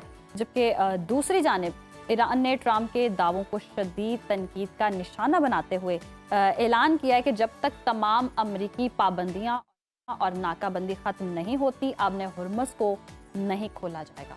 और 60 रोज़ा मुफाहमती याददाश्त और इस्लामाबाद मुआहदे की मुद्दत खत्म होने के बाद न सिर्फ तेहरान और वाशिंगटन के दरमियान सिफारती तनाव बढ़ा है, बल्कि ट्रंप तो आबने हुर्मुज़ को अमरीकी टेरिटरी भी करार दे रहे हैं। इसके साथ साथ हौसी गिरोह ने सऊदी अरब में आरामको की तेल तंसीबात पर ड्रोन हमले भी किए, और मुत्तहिदा अरब अमारात में भी मिसाइल अलर्ट जारी हुआ। तो क्या खित्ते में दोबारा जंग का खदशा पहले से ज्यादा है? पाकिस्तान की ऐसे में क्या हिकमत अमली हो सकती है? इसी बारे रहनुमाई के लिए हमें ज्वाइन किया माहिर दिफाई उमूर air marshal retired Saeed Mohammad Khan sahab ने। बहुत शुक्रिया सईद साहब आपके वक्त का। वेलकम टू सुनो पाकिस्तान। सर, अमरीकी सदर ट्रंप और ईरानी क़यादत के दरमियान आपने हुर्मुज़ को लेकर जो हालिया लफ्जी जंग है, उसके बाद आप हालात को किस तरफ जाता हुआ देख रहे हैं? ओमान भी एक बड़ा प्लेयर बनकर सामने आया स्ट्रेट ऑफ हुर्मुज़ के अंदर। बिस्मिल्लाहिर्रहमानिर्रहीम। पहले तो Uzair and Maham, thank you very much कि आज आपने अपने प्रोग्राम में इनवाइट किया। पिछले 2-3 दिन से जो डेवलपमेंट्स हो रही हैं उज़ैर, ये कोई बहुत अच्छी डेवलपमेंट्स नहीं है, और जो सिचुएशन है वो खराबी की तरफ बढ़ रही है। कल आखिरी दिन था इस्लामाबाद एमईयू में जो 60 डेज थे उनका, और लोग एक्सपेक्ट कर रहे थे कि क्या कहते हैं ये 60 डेज एक्सटेंड हो जाएंगे दोनों पार्टीज की तरफ से, लेकिन अभी तक कोई इस सिलसिले में कोई स्टेटमेंट्स नहीं आई। और दो बहुत अनयूजुअल डेवलपमेंट्स, एक तो ये है कि यूएई ने ईरान के साथ अपने सारे जो ट्रेड है वो खत्म कर दी है, और उन्होंने बहाना बनाया है कि जी के क्या कहते हैं कि ईरान ने 2 मिसाइल्स उनकी तरफ दागे हैं, जो कि ईरान ने कह दिया है कि जी के ये हमने नहीं फेंके। इसका मतलब है कि ये कोई फॉल्स फ्लैग ऑपरेशन। ठीक है। और जो दूसरी डेवलपमेंट हुई है वो ये हुई है कि टर्की ने मेरे ख्याल अपने कुछ ट्रुप्स जो हैं वो सीरिया में इडलिब एयरबेस जो उनका है, इडलिब एयरपोर्ट के ऊपर, उधर भेजे हैं, तो उस एयरबेस को इजराइल ने कोई 8 अटैक्स किए हैं कल रात को। सो इसका मतलब ये है कि इजराइल जो है और अमेरिका जो है इस जंग को इस इलाके में फैलाना चाह रहे हैं। मिलिटरीली तो वो ये जंग हार चुके हैं, अब वो इस जंग को जो है ना इकोनॉमिक फ्रंट पे लेके जाना चाहते हैं। यूए की सैंक्शंस या जो ट्रेड एम्बार्गो है ईरान के ऊपर इसलिए इंपॉर्टेंट है कि 1/3 ऑफ इंपोर्ट्स जो ईरान के अंदर होती हैं वो दुबई पोर्ट से होती हैं। सो अगर आप दुबई पोर्ट से इंपोर्ट्स बंद कर देंगे ईरान के लिए, तो इसका मतलब कि इस वक्त जो भी खाने पीने की अशिया या क्या कहते हैं जो दूसरी इंपॉर्टेंट चीजें वहां से ईरान आ रही थी वो बिल्कुल खत्म हो जाएंगी। लेकिन I do not think so कि ईरान इसकी वजह से किसी प्रेशर में आएगा, क्योंकि कैस्पियन सी उसके लिए खुला हुआ है और चाइना, रशिया, उज्बेकिस्तान, ताजिकिस्तान, इन सब के साथ उसके रास्ते खुले हुए। सही। अच्छा सही सर, 60 रोज़ा मफाहमती याददाश्त की अगर हम बात करें, ख़त्म होने के बाद पाकिस्तान तो कोशिशें करता आ ही रहा है और पाकिस्तान की जानिब से दोनों मुल्कों को दोबारा मेज़ पर लाने की भी कोशिश की जा रही है, तो आपको क्या लगता है किस हद तक कामयाबी मिल सकती है अगर दोबारा से कोशिशें की जाएं तो? इस वक्त जो है ना विद एवरी पासिंग डे महम मेरे ख्याल के इस्लामाबाद MOU जो है ना उसकी अफादियत खत्म होती जा रही है। बड़ी इट्स वेरी अनफॉर्चुनेट टू से दिस, लेकिन this is what the ground reality is. और मेरे ख्याल में ईरान और अमेरिका दोनों को इससे बेहतर डॉक्यूमेंट नहीं मिल सकता था जिसके ऊपर जंग खत्म की जाए, क्योंकि इस्लामाबाद MOU के तहत दोनों जो हैं अपने अपने लोगों को एक विक्ट्री नोशन दे सकते थे और दोनों कंट्रीज खुश हो सकती थी।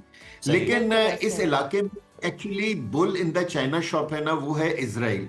और अगर आप देखें कि पिछले 7 से 8 हफ्ते में इजराइल ने इस इलाके में बहुत गेन्स किए हैं। उसने लबनान में, सीरिया में, जॉर्डन में, पैलेस्टाइन में और इराक में, इन 5 कंट्रीज के अंदर उसने बहुत ज्यादा टेरिटरी के ऊपर कब्जा किया है। और मेरे ख्याल से सारा कुछ ये जो सारा मैं कहता हूँ कि ये जो एक स्ट्रेटेजी चल रही है वो बेसिकली स्ट्रेटेजी ये चल रही है कि किसी तरीके से जब प्राइम मिनिस्टर नेतन्याहू अपनी इलेक्शन कैंपेन में जाएं तो वो इजरायली लोगों को ये बता सकें कि क्या कहते हैं कि उन्होंने इजराइल की बाउंड्रीज को बहुत एक्सपैंड कर दिया है और इजराइल 4 साल की बनिस्बत आज एक ज्यादा बड़ा मुल्क है। सो ये सारा कुछ जो है ये वो 2 इलेक्शंस जो अक्टूबर और नवंबर में होने जा रहे हैं उनको उनमें दोनों पार्टीज को फायदा देने के लिए सही, बिल्कुल ठीक है। अच्छा सर, अगर हम देखें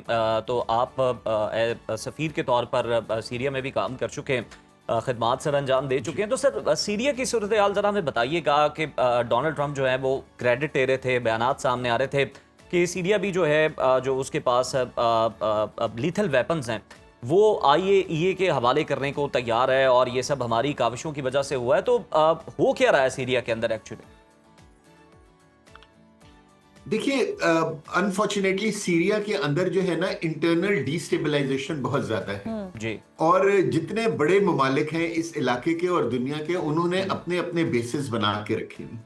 सही। अब एक सीरिया एक ऐसा मुल्क बन गया है कि जिसके नॉर्थ में कुर्दिस्तान बनाया गया है जहां सीरिया के सारे ऑयल रिग्स वगैरह हैं और एज सच सीरिया को वो उस पैसे से महरूम किया गया जिसकी वजह से सीरिया गल्फ का या ओपेक का एक बहुत फाल मेंबर था। लेकिन इस कुर्दिस्तान को कायम रखने के लिए जो टर्की है उसकी सपोर्ट अमेरिकन्स को और रशियंस को चाहिए थी और इसीलिए जो इडलिब या एलेपो जो उनके नॉर्दर्न सिटीज हैं वहां जो बेसिस थे उनको कंट्रोल टर्की करता था जी। लेकिन अगर आप सेंटर या वेस्ट में देखें तो वहां अमेरिकन बेसिस भी हैं और वहां रशियन बेसिस भी हैं। अगर आप देखें कि पिछले 1 हफ्ते के अंदर सीरिया और रशिया के दरमियान एक डील हुई है कि जिसके अंदर जो तारतूस और लताकिया के दोनों पोर्ट्स हैं उन पोर्ट्स को अभी भी रशिया को दे दिया गया है for the next 10 to 15 years। ठीक है ना। सो अनफॉर्चुनेटली इस वक्त जो है ना सीरिया के अंदर इंटरनल डिस्टेबलाइजेशन बहुत है, और जो है इजराइल वो जो है क्या कहते हैं माउंट हर्मन जो उनका बॉर्डर है क्या कहते हैं सीरिया के साथ, उसको बिल्कुल रिस्पेक्ट नहीं करता। और अभी पिछले आप कहें कि 4-5 महीनों के अंदर उन्होंने माउंट हर्मन को क्रॉस करके वो डेमेस्कस के करीब कोई 15-20 किलोमीटर करीब आ गए, जिसका मतलब ये हुआ कि उन्होंने अच्छा खासा इलाका जो है वो सीरिया का उसके ऊपर कब्जा कर लिया है, अपनी बाउंड्री को बढ़ा दिया है।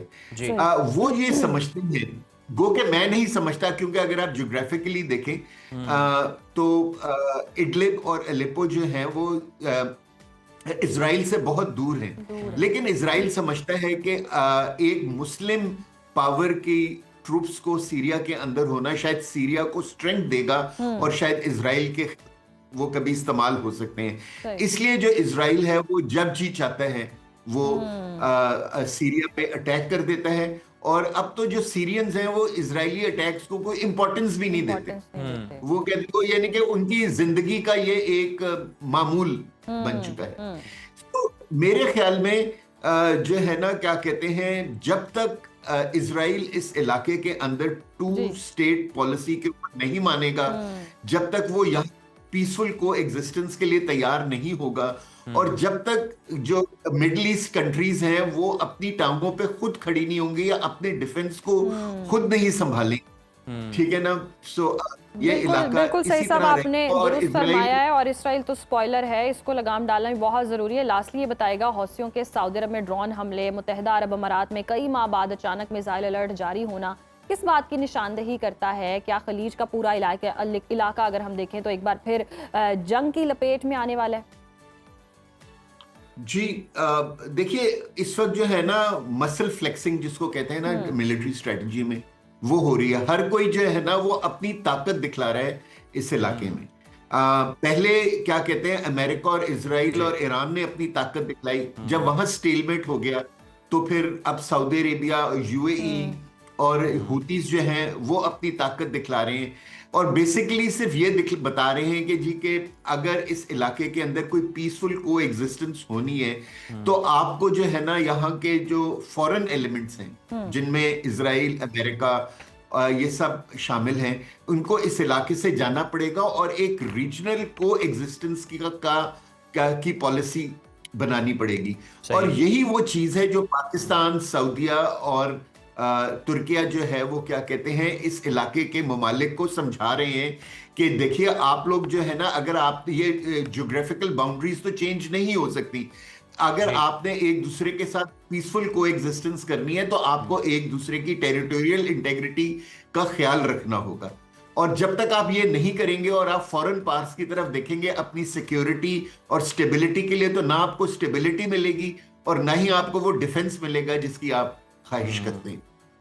बिल्कुल बिल्कुल सर, एक्सपेंशनिस्ट माइंडसेट है इसराइल का। हम देख रहे हैं कि लबनान के अंदर भी जो है वो ज़मीनी कार्रवाइयाँ करके जो है वहाँ से भी लैंड जो है वो ग्रैबिंग की जा रही है, और यहाँ पर हम सीरिया के अंदर भी इसी तरह के मामला देख रहे हैं। तो इसराइल जो ऑब्वियसली इसको लगाम डालना बड़ा ज़रूरी है। स्टेट ऑफ हॉर्मस पर तो सबकी नज़रें हैं, लेकिन इसराइल पर भी नज़र रखने की ज़रूरत है कि वो क्या कर रहा है, और अपने इक़्तिदार को दबाम देने के लिए जो नेतन्याहू है वो किस तरह के हरबे जो है वो आजमा रहा है। Thank you so much for joining us sir. और इस मामले पर अब हम देखते हैं कि पाकिस्तान तो अपना किरदार है और अभी भी मुज़ाकरात के लिए दोनों फरीकैन को जो है वो मेज़ पर भी ला रहा है कि जनाब बैठकर मामलात को सेटल किया जाए, लेकिन ऑब्वियसली फैसला तो दोनों फरीकैन की जानिब से ही होना है। तो देखते हैं कि क्या फैसला जो है वो किया जाता है। खैर आगे बढ़ते हैं नाज़रीन। हुकूमत पाकिस्तान ने हिंदुस्तान के 2 मरहूम पारसी डॉक्टरों डॉक्टर जल रतन पटेल और रेडियोलॉजिस्ट डॉक्टर जल डेबू को पाकिस्तान के आला तरीन सिविल एजाज निशान कायद आज़म के लिए नामजद किया। जून 1946 में जब बरे-सगीर की सियासत एक नाजुक मोड़ पर थी तो डॉक्टर्स ने एक्सरे के जरिए दरियाफ्त किया था कि कायद आज़म टीबी के मोहलक मरज में मुब्तला है और उनके पास जिंदगी का सिर्फ 1 या 2 साल उनके पास बाकी बचे हैं। लेकिन बानी पाकिस्तान की ख्वाहिश पर इन दोनों डॉक्टर्स ने इस तिब्बी राज को इस कदर सख्ती से छुपाया कि बरतानवी खुफिया एजेंसी से लेकर कांग्रेस के रहनुमाओं तक किसी को इसकी कानो कान खबर ना हो सकी, और ये राज इतना बड़ा था कि मौरखीन इसे 20वीं सदी के अहम तरीन और तारीखी राजों में शुमार करते। बिल्कुल, और राजदान हो तो ऐसे हो। और कायद आज़म जानते थे कि अगर उनकी बीमारी का इल्म सियासी मुखालिफिन को हो गया तो वो उनकी वफात का इंतज़ार करेंगे और मुसलमानों के लिए अलग वतन का ख्वाब अधूरा रह जाएगा। यहाँ से देखें कि कितनी बड़ी कुर्बानी, और यही वजह थी कि वो बीमारी की शदीद तकलीफ के बावजूद भी डॉक्टर्स के इंजेक्शंस के सहारे मुसलसल काम करते रहे और पाकिस्तान हासिल करके ही दम लिया। और बाद में लॉर्ड माउंटबेटन ने भी एतराफ़ किया था कि अगर उन्हें कायदे आज़म की बीमारी का पता होता तो वो तकसीम हिंद का फैसला चंद माह के लिए मुलतवी कर देते और शायद पाकिस्तान का वजूद ही मुमकिन ना हो पाता। इंडियन हुकूमत ने डॉक्टर जल रतन जी पटेल को 1962 में तीसरा और सबसे बड़ा सिविल एजाज़ पद्म भूषण दिया था और पाकिस्तान ने उनके साथ साथ डॉक्टर जल डेबू के लिए निशाने कायदे आज़म के एजाज़ का ऐलान इस साल 14 अगस्त को किया, जबकि इससे अगले साल 23 मार्च को एक तकरीब में बाकायदा अता भी किया जाएगा। और वहाँ बिल्कुल देखिए उन्होंने अपने हल्फ की भी पासदारी की है। डॉक्टर्स जब ओथ लेते हैं तो ये भी होता है कि उसमें ये शामिल होता है कि आपने अपने जो पेशेंट्स हैं उनकी प्राइवेसी का आपने ख्याल रखना है। और इन्होंने तो ऐसा ख्याल रखा कि बरतानवी एजेंसीज भी जो है रखा जाएगा और कि वो भी पता नहीं लगा बिल्कुल सकी, तो बिल्कुल उनकी ग्रां कदर खिदमत है, वेल डिजर्व अवार्ड है। आगे बढ़ते हैं नाजरीन, जिंदा दिलाने लाहौर और पतंगबाजी के शौकीन अफराद के लिए एक अच्छी खबर है तो वो हम देना कैसे भूल सकते हैं, बहुत बड़ी खबर है। वज़ीर आला पंजाब मरियम नवाज ने जी मार्च 2027 में लाहौर के तारीखी और रिवायती त्यौहार बसंत को बाकायदा तौर पर मनाने का ऐलान किया। समाजी राब्ते की वेबसाइट एक्स पर अपने एक बयान में वज़ीर आला पंजाब ने ऐलान किया कि बसंत का ये रंगारंग जश्न 12 से 14 मार्च तक लाहौर में मनाया जाएगा। तो अब ये कन्फर्म हो चुका। तो जनाब बस 2026 में बसंत के कामयाब इनेकाद पर 2027 में बसंत का ऐलान कर रही हैं वज़ीर आला साहिबा। और तारीखी शहर लाहौर एक बार फिर से हम देखेंगे कि रंगों, खूबसूरत सकाफत, खुशियों और रिवायती अब मौसीकी से जी उठेगा। जिस तरह लोग ईद मनाने के लिए शहरों में जा रहे होते हैं, बसंत मनाने के लिए बैरून मुल्क से पाकिस्तान आ रहे होंगे। बहुत एंजॉय किया था और फिर वेट भी कर रहे थे कि शायद अनाउंस हो जाए कि 2-3 दिन और बढ़ेगी या बाद में भी दोबारा सेलिब्रेट किया जाएगा, लेकिन चलें फाइनली अनाउंसमेंट ही बहुत बड़ी खुशी की नवीद है। और अब हम देखेंगे कि जिंदा दिलाने लाहौर फुली इसको एंजॉय करेंगे, लाहौर को एक बार फिर रोशन करेंगे। और मरियम नवाज ने खास तौर पर दुनिया भर में मुकीम ओवरसीज पाकिस्तानियों और बैनुल अक़वामी मेहमानों को भी, जिस तरह से आप बता भी रहे हैं, दावत देते हुए लिखा है कि टिकटां करा लो 12 से 14 मार्च की तारीखें अभी से अपने पास महफूज कर लें, क्योंकि वो लाहौर और पूरा पाकिस्तान और बैनुल अक़वामी मेहमानों का बेसब्री से इंतज़ार कर रही हैं। और उन्होंने जी इस आज़म का भी इआदा किया है कि इंशाल्लाह 2027 को भी एक यादगार और भरपूर त्यौहार बनाएंगे। तो बिल्कुल जी, गुडियां ले लें, अब गुडियां भी ले लें, ये भी बड़ा इंपॉर्टेंट है। और साथ ही साथ उन लोगों को भी इजाजत दे दें, क्योंकि पिछली बार जो मैस हुआ था हमने देखा था चीजें इतनी महंगी थी, क्वालिटी नहीं थी और फिर जो है मिल भी नहीं रही थी, दस्तयाबी भी बड़ा मसला था। बैनुल अक़वामी लोग ही जो बाहर से आ रहे हैं ना वही एंजॉय कर सकते हैं, डॉलर्स वाले पीकेआर वाले नहीं खरीद पा रहे, पीकेआर वाले नहीं खरीद पा रहे थे। तो कुछ ऐसा बंदोबस्त 35,000 रुपए का पन्ना माम, और गरीब भी बसंत को एंजॉय कर सके, थोड़ा त्यौहार ये सामान की तैयारी का वक्त अगर आप अभी से उन्हें दे देंगे तो फिर जो है वो शायद मुनासिब दामों पे मिल इसलिए भी हुआ हो कि अब से शुरू हो जाए सिलसिला। अभी देखें वो इजाजत जो है वो तो फिर डीसी देंगे, देखते हैं क्या फैसला वो करते हैं। बसंत का जिक्र हो तो फिर आपको पता है मौसीकी भी अच्छी होती है, प्लेलिस्ट भी अच्छी होती है, हर बंदा जो है वो डीजे बना होता है। तो नाजरीन, सराइकी और पंजाबी मौसीकी के बेताज बादशाह आलमी शोहरत याफ्ता गुलकार अताउल्लाह खान ईसा खेलवी आज अपनी 75वीं सालगिरह मना रहे हैं।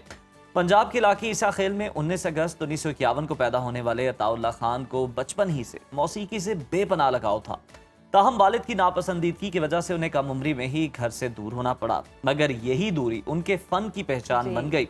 और 1972 में रेडियो पाकिस्तान बहावलपुर से उन्होंने गाने का बाकायदा आगाज किया और अपनी जादुई आवाज का ऐसा जादू चलाया कि दुनिया भर में पाकिस्तान की वो पहचान बने। 1977 में फैसलाबाद में एक ही नशिस्त पे 4 फोक एल्बम्स रिकॉर्ड कराए, जिनके रिलीज होते ही शाराओं से लेकर देहात तक हर तरफ उनकी आवाज का तूती बोलने लगा। बिल्कुल उज़ैर, और इनकी आवाज़ अपने आप में एक अलग सी पहचान है, बच्चा बच्चा इनको जानता है। और अताउल्लाह ईसा खेलवी शोहरत की उन बुलंदियों तक पहुँचे हैं जिसका हर एक फनकार ख्वाब देखता है। उन्होंने 7 मुख्तलिफ ज़बानों में 50,000 से जायद गाने गाए और हुकूमत पाकिस्तान ने उन्हें 1991 में प्राइड ऑफ परफॉर्मेंस से भी नवाजा। और सबसे ज़्यादा ऑडियो एल्बम्स रिलीज़ करने पर जी 1994 में Guinness book of world records में भी उनका नाम शामिल हुआ। और लाला के नाम से मशहूर अताउल्लाह ईसा खेलवी की आवाज़ 50 साल बाद भी आज भी हर तरफ गूंज रही है। और सुनो पाकिस्तान की तरफ से अताउल्ला ईसा खिलवी साहब को जी डायमंड जुबली सालगिरह पर बहुत बहुत मुबारक हो और ऐसे इशाद रहें, आबाद रहें। उनकी सेहत के लिए भी हम दुआ गो हैं और उनके कुछ गीत भी आपको सुनवाते हैं और आपको ये भी बता देते हैं कि जनाब जो लोग जिन्होंने कभी, हो सकता है वैसे तो कोई हो नहीं सकता कि जिसने उनका गाना ना सुना हो, लेकिन जिन्होंने नहीं भी सुना उन्होंने ट्रक के पीछे उनकी तस्वीर जरूर देखी होगी। बहुत कम ऐसी शख्सियत है जो ट्रक ड्राइवर जो हैं जिनकी तस्वीर लगाना अपने ट्रक पर, अपनी सवारी पर एहसास समझते हैं। और लाला की तो तस्वीरें जो है वो उस पर बहुत सराइकी गाने का जब नाम आता है तो बस इनका ही नाम आता है। तो हमें तो लाले के गानों की जो सहर है ना उसने जंजीरें डाली हुई है। आपको कहीं और भी ले जाते हैं। एक जबरदस्त म्यूजिक रिलीज की अनाउंसमेंट भी कर देते हैं। अगर आपको अच्छा, धीमा और दिल को छू लेने वाला गाना सुनना पसंद है तो ये ट्रैक जी आपको जरूर पसंद आने वाला है, वो आप अनाउंस करें जी। मशहूर म्यूजिक प्लेटफॉर्म बीट ट्रीट ने अपना नया पंजाबी गाना बांकिया वे ढोलना रिलीज कर दिया है। इस गाने में मोहब्बत का एहसास भी है, जुदाई का दर्द भी और फिर दिल का असल सुकून भी बहुत ही खूबसूरती से इसमें दिखाया गया है। जब इतनी खूबसूरती से दिखाया गया है तो आइए मिलकर बीट रीड की ये पेशकश बांकिया वे ढोलना सुन लेते हैं।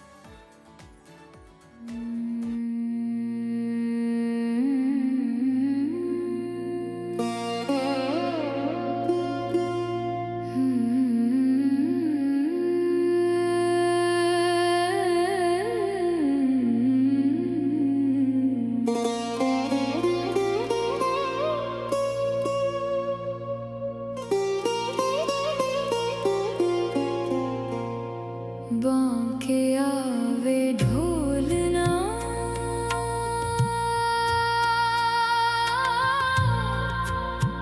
मैं तेरी हो गईया, एक तेरी चाहत लई मैं सारी खो गईया। बांकिया वे ढोलना मैं तेरी हो गईया।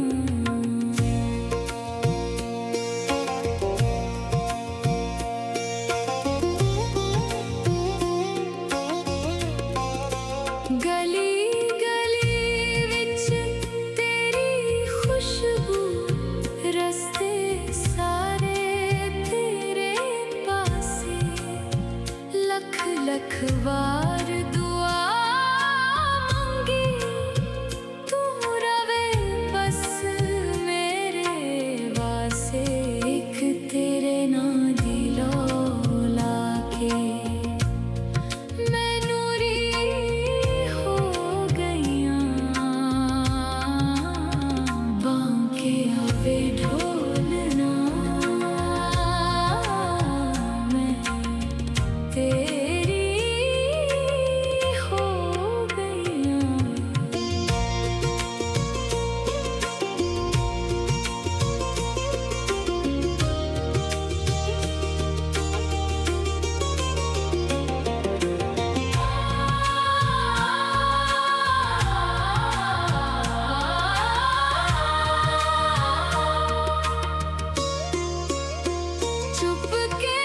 चुपके ख्वाब जो वेखा, तेरा नाई लब ते आवे, घुंघरू वांगरे दिल छड़के, जद जिक्र तेरा हो जावे, तेरी एक झलक दे सदके मैं पूरी हो गईया। बांकिया वे ढोलना मैं तेरी हो गईया।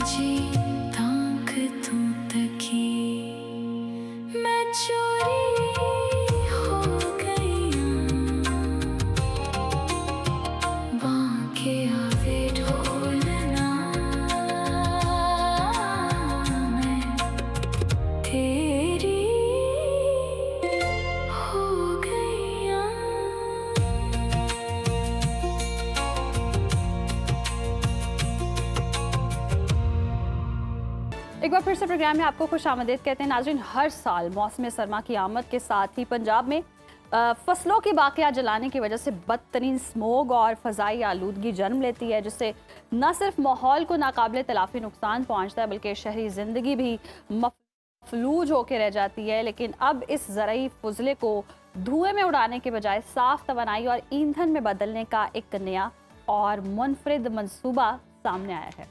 बरतानिया की नॉर्थम्ब्रिया यूनिवर्सिटी के माहिर तालीम डॉक्टर शाहिद रसूल और डॉक्टर जबरान खालिक ने बरतानवी हुकूमत से 12.5 लाख पाउंड की ग्रांट हासिल करके सेफर प्लस प्रोजेक्ट का आगाज किया। इस मंसूबे के तहत कपास और गन्ने के फजले को बायोकोल में तब्दील किया जाएगा, जिससे पाकिस्तान का सालाना $2.5 अरब का दरामदी कोयला बचाया जा सकेगा। ये माहौल दोस्त मंसूबा हमारी देही जिंदगी में कैसे इनकलाब ला सकता है, इसी बारे में बात कर लेते हैं प्रोजेक्ट के सरबरा और माहिर साफ तवानाई डॉक्टर शाहिद रसूल साहब। शुक्रिया डॉक्टर साहब, आपके वक्त का वेलकम। बताइएगा कि ये सेफर प्लस प्रोजेक्ट क्या है और ये ज़रई फजले को तवानाई में कैसे तब्दील करेगा।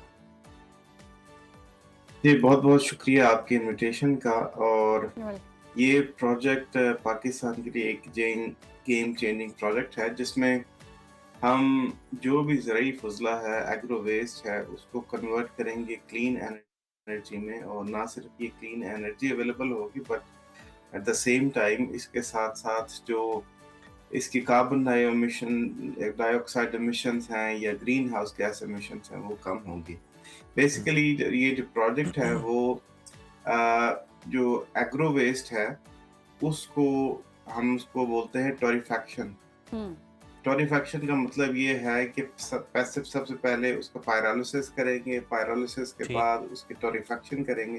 टोरिफैक्शन को इस तरह समझा जा सकता है कि आप जो भी आपकी लेट्स से कॉटन स्टिक्स हैं या शुगर केन का बगास है, उसको आप एक कुदरती कोयले से मिलती जुलती एक जो है वो प्रोडक्ट बना सकते हैं। तो ये टोरिफैक्शन हम करेंगे। और जहाँ जहाँ भी लेट्स से टेक्सटाइल इंडस्ट्री है या आपकी पावर इंडस्ट्री है, ये जहाँ जहाँ पे भी कोयला इस्तेमाल हो रहा है वहाँ पे ये एग्रीकल्चर वेस्ट से बना हुआ कोयला वो यूज हो सकेगा। तो ये एक बड़ी जबरदस्त टेक्नोलॉजी है, न्यू टेक्नोलॉजी है। पाकिस्तान में ये पहले नहीं है। हम ब्रिटिश गवर्नमेंट की जो UK एड प्रोग्राम है उसके जरिए इसको हम पाकिस्तान में सबसे पहले यहाँ पे यूनिवर्सिटी ऑफ कमालिया में एक डेमोन्स्ट्रेशन एक प्रोजेक्ट लगाएंगे। और वहाँ से फिर जो प्लान है कि लोकल जो हमारे नौजवान हैं, खुसूसन जो खवातीन हैं, उनको इसके अंदर शामिल करके 40 और इस तरह के हम प्लांट लगाने का इरादा रखते हैं पाकिस्तान। चलिए जी, हम दुआ करते हैं इसमें कामयाबी भी मिले। अच्छा डॉक्टर साहब, पंजाब में हर साल कपास और गन्ने का लाखों टन फजला जला दिया जाता है। ये मंसूबा स्मोग और फ़ज़ाई आलूदगी पर काबू पाने में कितना मौसर साबित होगा और फ़ज़ाई आलूदगी में किस हद तक कमी आएगी? जी बिल्कुल। एक ये है कि आपके पास जो भी एग्रो वेस्ट है, चाहे वो गन्ने की फसल का फसला है, चाहे वो कॉटन स्टिक्स हैं, तो उसको डायरेक्टली जला के उसकी जो ग्रीन हाउस गैस एमिशंस है, ये कार्बन डाइऑक्साइड एमिशंस है, वो बहुत ज़्यादा है। लेकिन ये हमारी जो टेक्निक है, इसके अंदर हम जब इसको जलाते हैं तो ये पायरोलिसिस का प्रोसेस होता है कि जिसमें हम कंट्रोल कर सकते हैं कि कितनी हम जो इससे कार्बन डाइऑक्साइड एमिशन है वो खारिज करेंगे और कितनी हम नहीं खारिज करेंगे। बेसिकली इससे हम सिन गैस भी बनाएंगे। सिन गैस का मतलब ये है कि आपके पास कार्बन मोनोऑक्साइड और हाइड्रोजन बनेंगी जब आप उसका पायरोलिसिस करेंगे। उसके बाद सिन गैस को आप पावर प्रोडक्शन में इलेक्ट्रिसिटी है, जनरेशन है, उसके लिए यूटिलाइज कर सकते हैं। प्लस फिर वहां से जो हीट जनरेट होगी वहां से उसको जो उस फजला है उसको हम टोरिफैक्शन कर सकते हैं। तो बेसिकली आप कर क्या रहे हैं कि जो होल प्रोसेस है उसकी एफिशिएंसी को बढ़ा रहे हैं और हर कदम पे जहाँ कहीं पे भी कार्बन डाइऑक्साइड या ग्रीन हाउस गैसेस एमिट हो रही है वहां पर उसको कंट्रोल कर रहे हैं। तो जहां कहीं पे भी फसलों को जलाने का काम हो रहा था उसको स्टॉप करके हम इस न्यू टेक्नोलॉजी के जरिए ना सिर्फ ग्रीन हाउस गैस एमिशंस को कंट्रोल करेंगे बल्कि एनर्जी भी बनाएंगे। तो जो भी ये स्मोक का मसला है, अगर हम इसको एक बड़े लेवल पे पाकिस्तान में शुरू कर सके तो लेटर ऑन स्मोक का मसला बहुत हद तक हम इस पे काबू पा सकते हैं। लेकिन ये कहना दुरुस्त नहीं है कि सिर्फ इस टेक्नोलॉजी की वजह से आप बिल्कुल स्मोक को खत्म कर देंगे। जी। स्मोक के बहुत बड़े और भी Reasons हैं, जी। जो है वो रिसोर्सेज हैं, लेकिन ये एक बहुत बड़ा फैक्टर होगा। बिल्कुल जो बहुत स्मोक बड़ा को फैक्टर कम होगा डॉक्टर साहब। और अगर हम देखें तो तीन जो इब्तदाई तौर पर टेक्सटाइल मिल्स हैं, उन्होंने इस एनर्जी को यूज़ करने के लिए उन्होंने एग्रीमेंट भी किया और वो इस पर राजी भी हैं।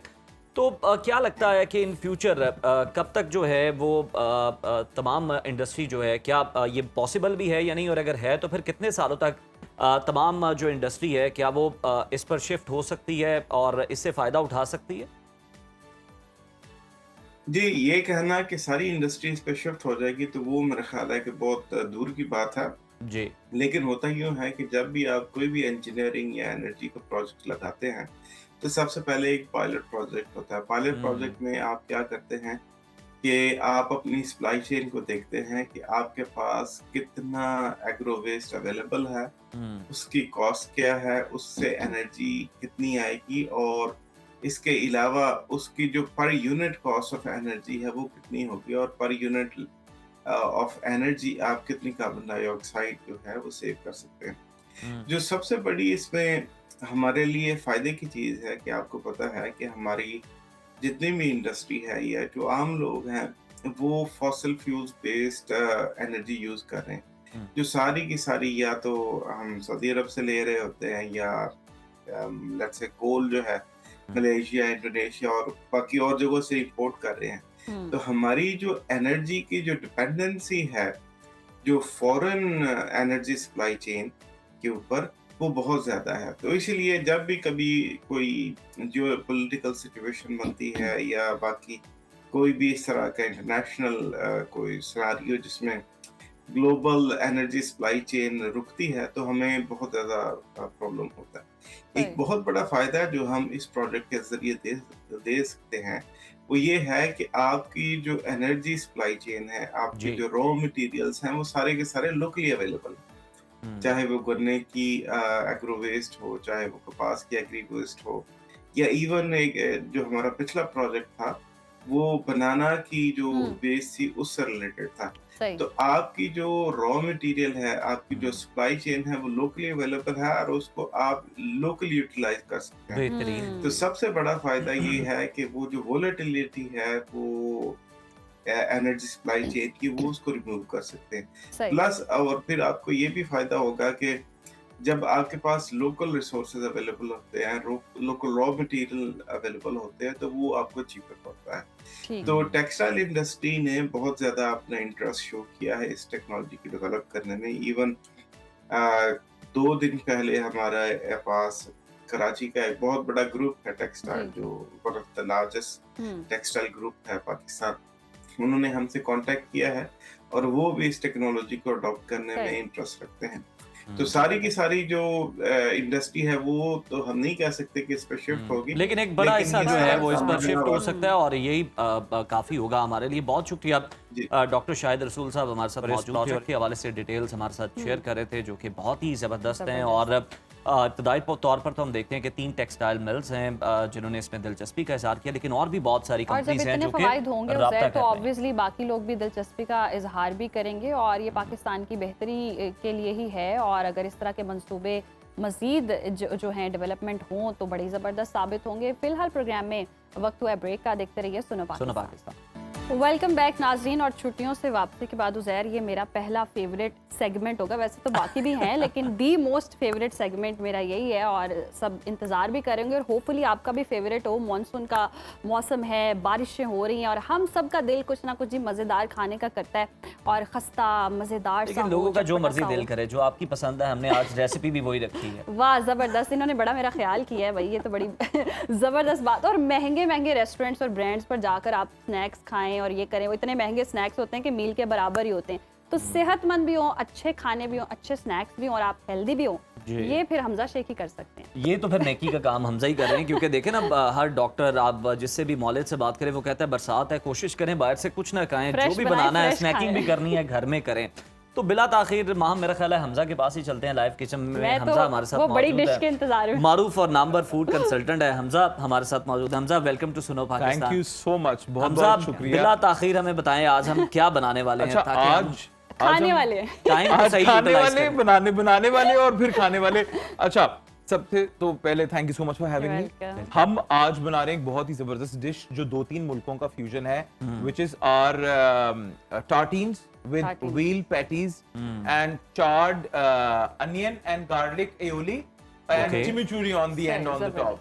ये पूरा एड्रेस है इस डिश का। ये हमारे सैंडविच की डिस्क्रिप्शन है। अच्छा, वाह, जबरदस्त। ये छोटे नाम में क्या रखा है हमजा, उज़ैर, जायके से पता करीब चलेगा। जाके समझते हैं, आए, इतनी आए, दूर से हमजा, मैं ये समझ नहीं पा मैंने रही। आज इसलिए एक इस एड्रेस पे चलें। एक इस एड्रेस पे प्लीज इस आ एड्रेस जाए पे आ जाए। अच्छा, मैंने आज एक चीज रखी जो चिमिचुरी है। It's a very nice traditional अच्छा। Argentinian sauce. सही। ये एक रॉ मैरिनेटेड मैसरेटेड कोरिएंडर और पार्सले से बनती है और ये अभी हम आप ये लोगों के आपने याद सामने, कैसे किया पहले? ये जिस तरह डॉक्टर्स को बातें याद हो जाती है ना उनकी, उस तरह मुझे मेरी बातें याद हो इतना जाती हैं। मुश्किल सबक है। हाँ हमने सबक बना दिया हमजा, हम भैया। तो कलनरी को इजी समझते थे। हाँ, ना, ना ना आखिर- बाबा, इट्स वेरी लेकिन एक बात है कि आज कबाब मेरे साथ मैच करे और कुछ मैच करे ना। हाँ, शूट भी करेंगे ये आपको खा के। अच्छा जी, तो सबसे पहले वील स्टार्ट विद चिमिचुरी।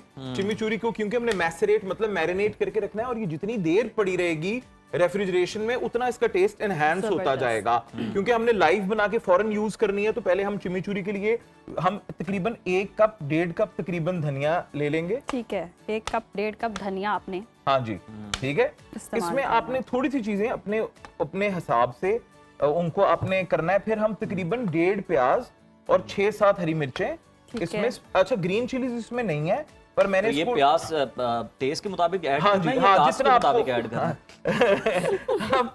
आप कास्ट के मुताबिक भी कर सही। लें, कोई मसला चलें, नहीं। फिर ठीक है। ये देखें जी, और 7 टमाटोज, फ्रेश टमाटोज, ठीक है, और बेल पेपर्स और कैरेट्स। जबरदस्त। अच्छा, अब ट्रेडिशनली इसमें बेल पेपर्स और कैरेट्स नहीं होते, मैंने सिर्फ थोड़ा क्रंच ऐड करने क्रंच के ऐड लिए करने के लिए, उनको जबरदस्त, किया है। ठीक और and tiny bit of garlic, garlic. ठीक है, tiny bit of garlic goes long way. आप चॉप्ड गार्लिक ऐड करें, आपने क्रश्ड गार्लिक ऐड नहीं करना क्योंकि उसकी इंटेंसिटी बहुत ज्यादा होती ज्यादा है। होती है, ठीक सही। है, we'll do about juice of a lemon.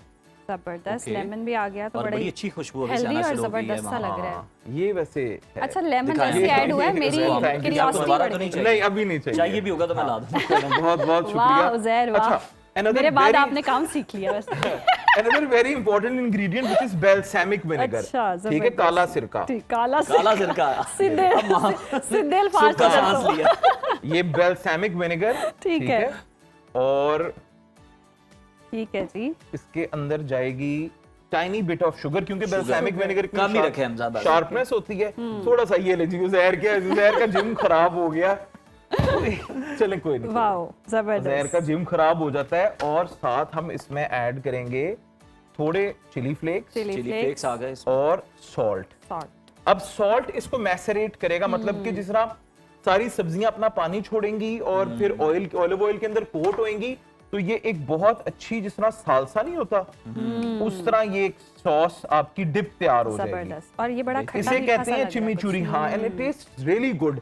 हमें ऐसे भी लग रहा होगा ये क्या घास फूस है, बट ये बड़ा इसका जो Healthy। फिनिश प्रोडक्ट है वो बहुत अच्छा है। अच्छा है। अच्छा, दिखने में भी अच्छा लग रहा है और खाने में तो ऑब्वियसली उतना अच्छा ये होगा ही। हम ऑलिव तो ऑयल खा ऐड सकते- कर दिया हमने। बिल्कुल, Olive oil olive oil add 2-3 table spoon इसको। ठीक है। देखिए हम ऐसे ही नहीं कहते हेल्दी स्नैक्स। बिल्कुल, ये देखें। और मौसम के बिल्कुल अकॉर्डिंग ये स्नैक्स हैं, हाँ जी, जैसे बारिशें हो रही हैं ना। ये देखें, ये हमारा, अगर आपको एक बेल्सामिक विनेगर की खुशबू आई हो, यस, जो एक डिफरेंट सी। हाँ जी, इट्स ये इटालियन विनेगर है। और हम रेस्टोरेंट्स में जाके यही चीजें खाने के लिए कितना कितना पे करते हैं। सीजर सैलेड आप और 5-6 हजार रुपया पे करके ना वो इतना सा पत्ता रख देते हैं प्लेट एग्जैक्टली, में। इसलिए तो हम आते हैं ताकि आपको सिखाएं और उनका वो करें। अच्छा, अब हम बनाएंगे अपना charred onion and garlic aioli. सही। Charred onion and garlic aioli अब एओली। हम बनाएंगे। एओली होती है फ्लेवर्ड मायो की जो ठीक है। बेस होती है, उसको एओली कहा जाता है। ठीक है, ठीक है। Always get a good quality mayo. ठीक है, और यहाँ से देखें, हर फील्ड की अपनी जुबान है और अपनी महारत है। ये हाँ, बात बिल्कुल है। बिल्कुल, नो डाउट नो डाउट। और हमजा तो एक्सपर्ट हैं जी अपनी फील्ड के, और यहीं से उन्होंने हमें इटालियन, रशियन सब ट्राई करवा दी। वैसे हमने इस काउंटर से बड़ा काम कर लिया अभी तक। अच्छा, अब इसके अंदर जाएगा हमारा, ये रुक थोड़ा सा, ये देखें, ठीक है। चार्ड, थोड़ा सा ब्लैक एंड ठीक है। Brown garlic. सही, गार्लिक, ओके। गार्लिक का सही लेना इस्तेमाल। हमारी जगह बहुत ले ठीक, मैं वही कह रही थी, आज तो हम डिश ही थोड़ी सी हमजा एडजस्टमेंट कर लेते हैं, ठीक है। ओके। हमारा चार्ड गार्लिक ब्राउन हुआ हुआ, ठीक है। सही। चार्ड का मतलब है कि थोड़ा लाल किया हुआ लाल ज्यादा, किया। आपने घबराना नहीं है। और साथ हमारे चार्ड अनियंस, ठीक ठीक हो है, गया। इनसे बड़ा अच्छा इंटेंस टेस्ट आएगा हमारी सॉस में। वरना बहुत सारे लोग वही कहेंगे तो पिज्जा हमें क्या है, थोड़ा- रोटी पे बिल्कुल थोड़ा सालन ही सा तो हमें है। कोरिएंडर चाहिए होगा। जरूर जरूर हमजा, क्यों, ये ले। And we'll do some coriander for the freshness. धनिया, धनिया। हाँ, धनिया, सिलेंट्रो, कोरिएंडर। वो जहर इतना पता है। हाँ। ये देखिए। मैं वही कह रही हूँ, ये वो वाली कैटेगरी नहीं देख रही जो कहती है पिज्जा क्या है, रोटी देते सालन। हाँ। नहीं वैसे पिज्जा वैसे नहीं देखिए, हम सबके लिए आसानी पैदा जी। करते हैं ना, ताकि सबको सबको समझ आ हमारे जाए। यहाँ जो मिलता है वो रोटी अंग्रेजी, का सालन उर्दू ही दोनों होता है। वर्जन होता है में। वैसे। अच्छा, अब ये देखें, अब ये ठीक है। फ्रेंच ब्रेड है, ठीक है। फ्रेंच लोफ इसे कहते हैं या बगेट कहते हैं। ठीक। अगर आपको ये नहीं अवेलेबल, आप किसी भी अच्छी ब्रेड को टोस्ट कर टोस्ट लें, कर लें। ठीक है। आप सारडो ले लें, जो whatever is on hand convenient, उसको आप यूज करें। ओपन फेस सैंडविच जो होता है उसे टार्टीन कहते हैं। ठीक है, अब ये हम ऐड कर देंगे जी, जबरदस्त। और हम एक दो बना के दिखाएंगे और जल्दी जल्दी बनाएंगे ताकि हाँ, जल्दी जल्दी खा भी सबको बनाने की सकें। बजाय हम एक दो बनाते हैं ताकि ये देख, पता चल सके। क्योंकि मैंने आज ब्रेकफास्ट नहीं किया तो मेरा बस यही है। मुझे पता था हम लंच जाने भी वाले, यही मैंने लंच भी यही है, सब कुछ ही। नहीं बड़ा अच्छा जी। और हम साहब देखें ना, एक तो टेस्ट पे भी इतना काम करते हैं, फिर प्रेजेंटेशन पे भी। प्रेजेंटेशन और इतनी जल्दी कर बहुत लेना, ये महारत के बहुत साथ। बड़ी महारत है। थैंक यू सो मच, आप लोग, it's the support of the team. और हमारे You are the producer best, साहब हमजा। भी हैं, आप भी हैं, सब फैजान भाई, वारिस भाई, सब बहुत कोऑपरेटिव हैं, सब बहुत अच्छे हैं। आप ये लोग तो तो है। हैं ही अच्छे, आप लोगों की तो तारीफ हर दफा मैं करके जाता हूँ, पर बिहाइंड द कैमरा भी सब बहुत बिल्कुल अच्छे हैं। बिल्कुल, टीम वर्क है जो मैटर करता है। जी, ये देखें हम इसमें अब डालेंगे हमारा फेवरेट सलाद का पत्ता। यस। हम सब अपनी जुबान में बताएं, हम छोड़े ऐसे नहीं है माम को। जैसे कोई ट्रांसलेटर खड़े हैं, देखिए, हमने सहूलत तो पैदा करनी है है ना, ना। उधर लग रहा है ना फीलिंग आज। अच्छा, मेरे ख्याल से ये हमारे सेगमेंट का जो सबसे मजे का पार्ट है वो यही है कि मिलजुल के हम करते हैं और we make it very entertaining. हम आप तो- लोग इसको एंटरटेनिंग बना देते हमें हैं। थोड़ा सा जरा जल्दी करना जी, जी, पड़ेगा बस हो इसकी गया। फाइनल प्रेजेंटेशन, ताकि दिखा भी सकें। दिखा ये भी हो गया सके, yes। बस ये इसके ऊपर हमारी पैटीज आएंगी ठीक और हो गया। लें जी, अब ये रखा हमने, अपना पैटी, वाह, व्हील ये पैटी, चिकन ले लें आप, ग्रिल्ड चिकन का Grilled पीस chicken, ले ठीक लें, है। जो भी आपको चिकन पसंद है टॉपिंग उसमें। ले लें। फिश भी यूज कर सकते हैं। हाँ, उजैर ने तो आगे की बात। फिश भी आप एग्जैक्टली देखिए, व्हाइट मीट जो है ना वहाँ, जी, वो तो जी, फिर जी, कमाल समझ रही हूँ इज मैं। The limit. ये देखिए, अब ये मैसरेट थोड़ा बैठ गए, अच्छा। ठीक है। नाउ दिस इज आवर चिमिचूरी, ये स्टेक के साथ बहुत पॉपुलर है वेस्ट में। ओह, वाह। और एंड पे ये ऐसे नहीं लग रहा कोई बड़ी ब्रांडेड इंग्लिश चूरी का नाम ले रहा है। अच्छा, मुझे आई वाज एक्सपेक्टिंग कि आज ये वाह, बात हम होगी। कुछ कहेगी, है क्या ना? याद करवा दिया। अब अगर आप चूरी खिला दें तो क्या बात। आपको फील हो रहा है कि मैं वापस आ गई हूँ। हाँ बिल्कुल जी। अच्छा, हमजा, हम ये देखें। दिखा भी दें अपनी ऑडियंस को जरा एक दफा। एक सेकंड, बिल्कुल, हमारे पास I think that's कुछ enough. सेकंड्स ही रह गए हैं और हम चाहते हैं कि हम फाइनल डिश दिखा दें। ये देखें, जबरदस्त। ये वक्त कम होता है हमजा का, खूबसूरत लग मुकाबला रहा है। सख्त होता है। हमजा खुद जी, दिखाएं, हम दिखाएंगे तो गिर वाह। ये जाएगा। देखें जी, यम्मी। थोड़ा सा और डाउन करके, ये वाह, ये गे। क्या जबरदस्त जबरदस्त प्रेजेंटेशन है। जी। बिल्कुल। और वक्त हमारे पास है नहीं, हम खाना चाहते हैं तो हमें इजाजत ही चाहिए। और टेस्ट आप बेफिक्र हो जाएं, बहुत अच्छा होगा। नहीं, हम नहीं, I'm आपको sure. इंश्योर करते हैं हमेशा की तरह से। तो जी, आप भी ये स्नैक्स बनाएं, एंजॉय करें अपनों के साथ, अपने प्यारों के साथ। हमें इजाजत दीजिए, कल दोबारा आपसे मुलाकात अल्लाह होगी। तब तक के हाफिज। लिए अल्लाह हाफिज।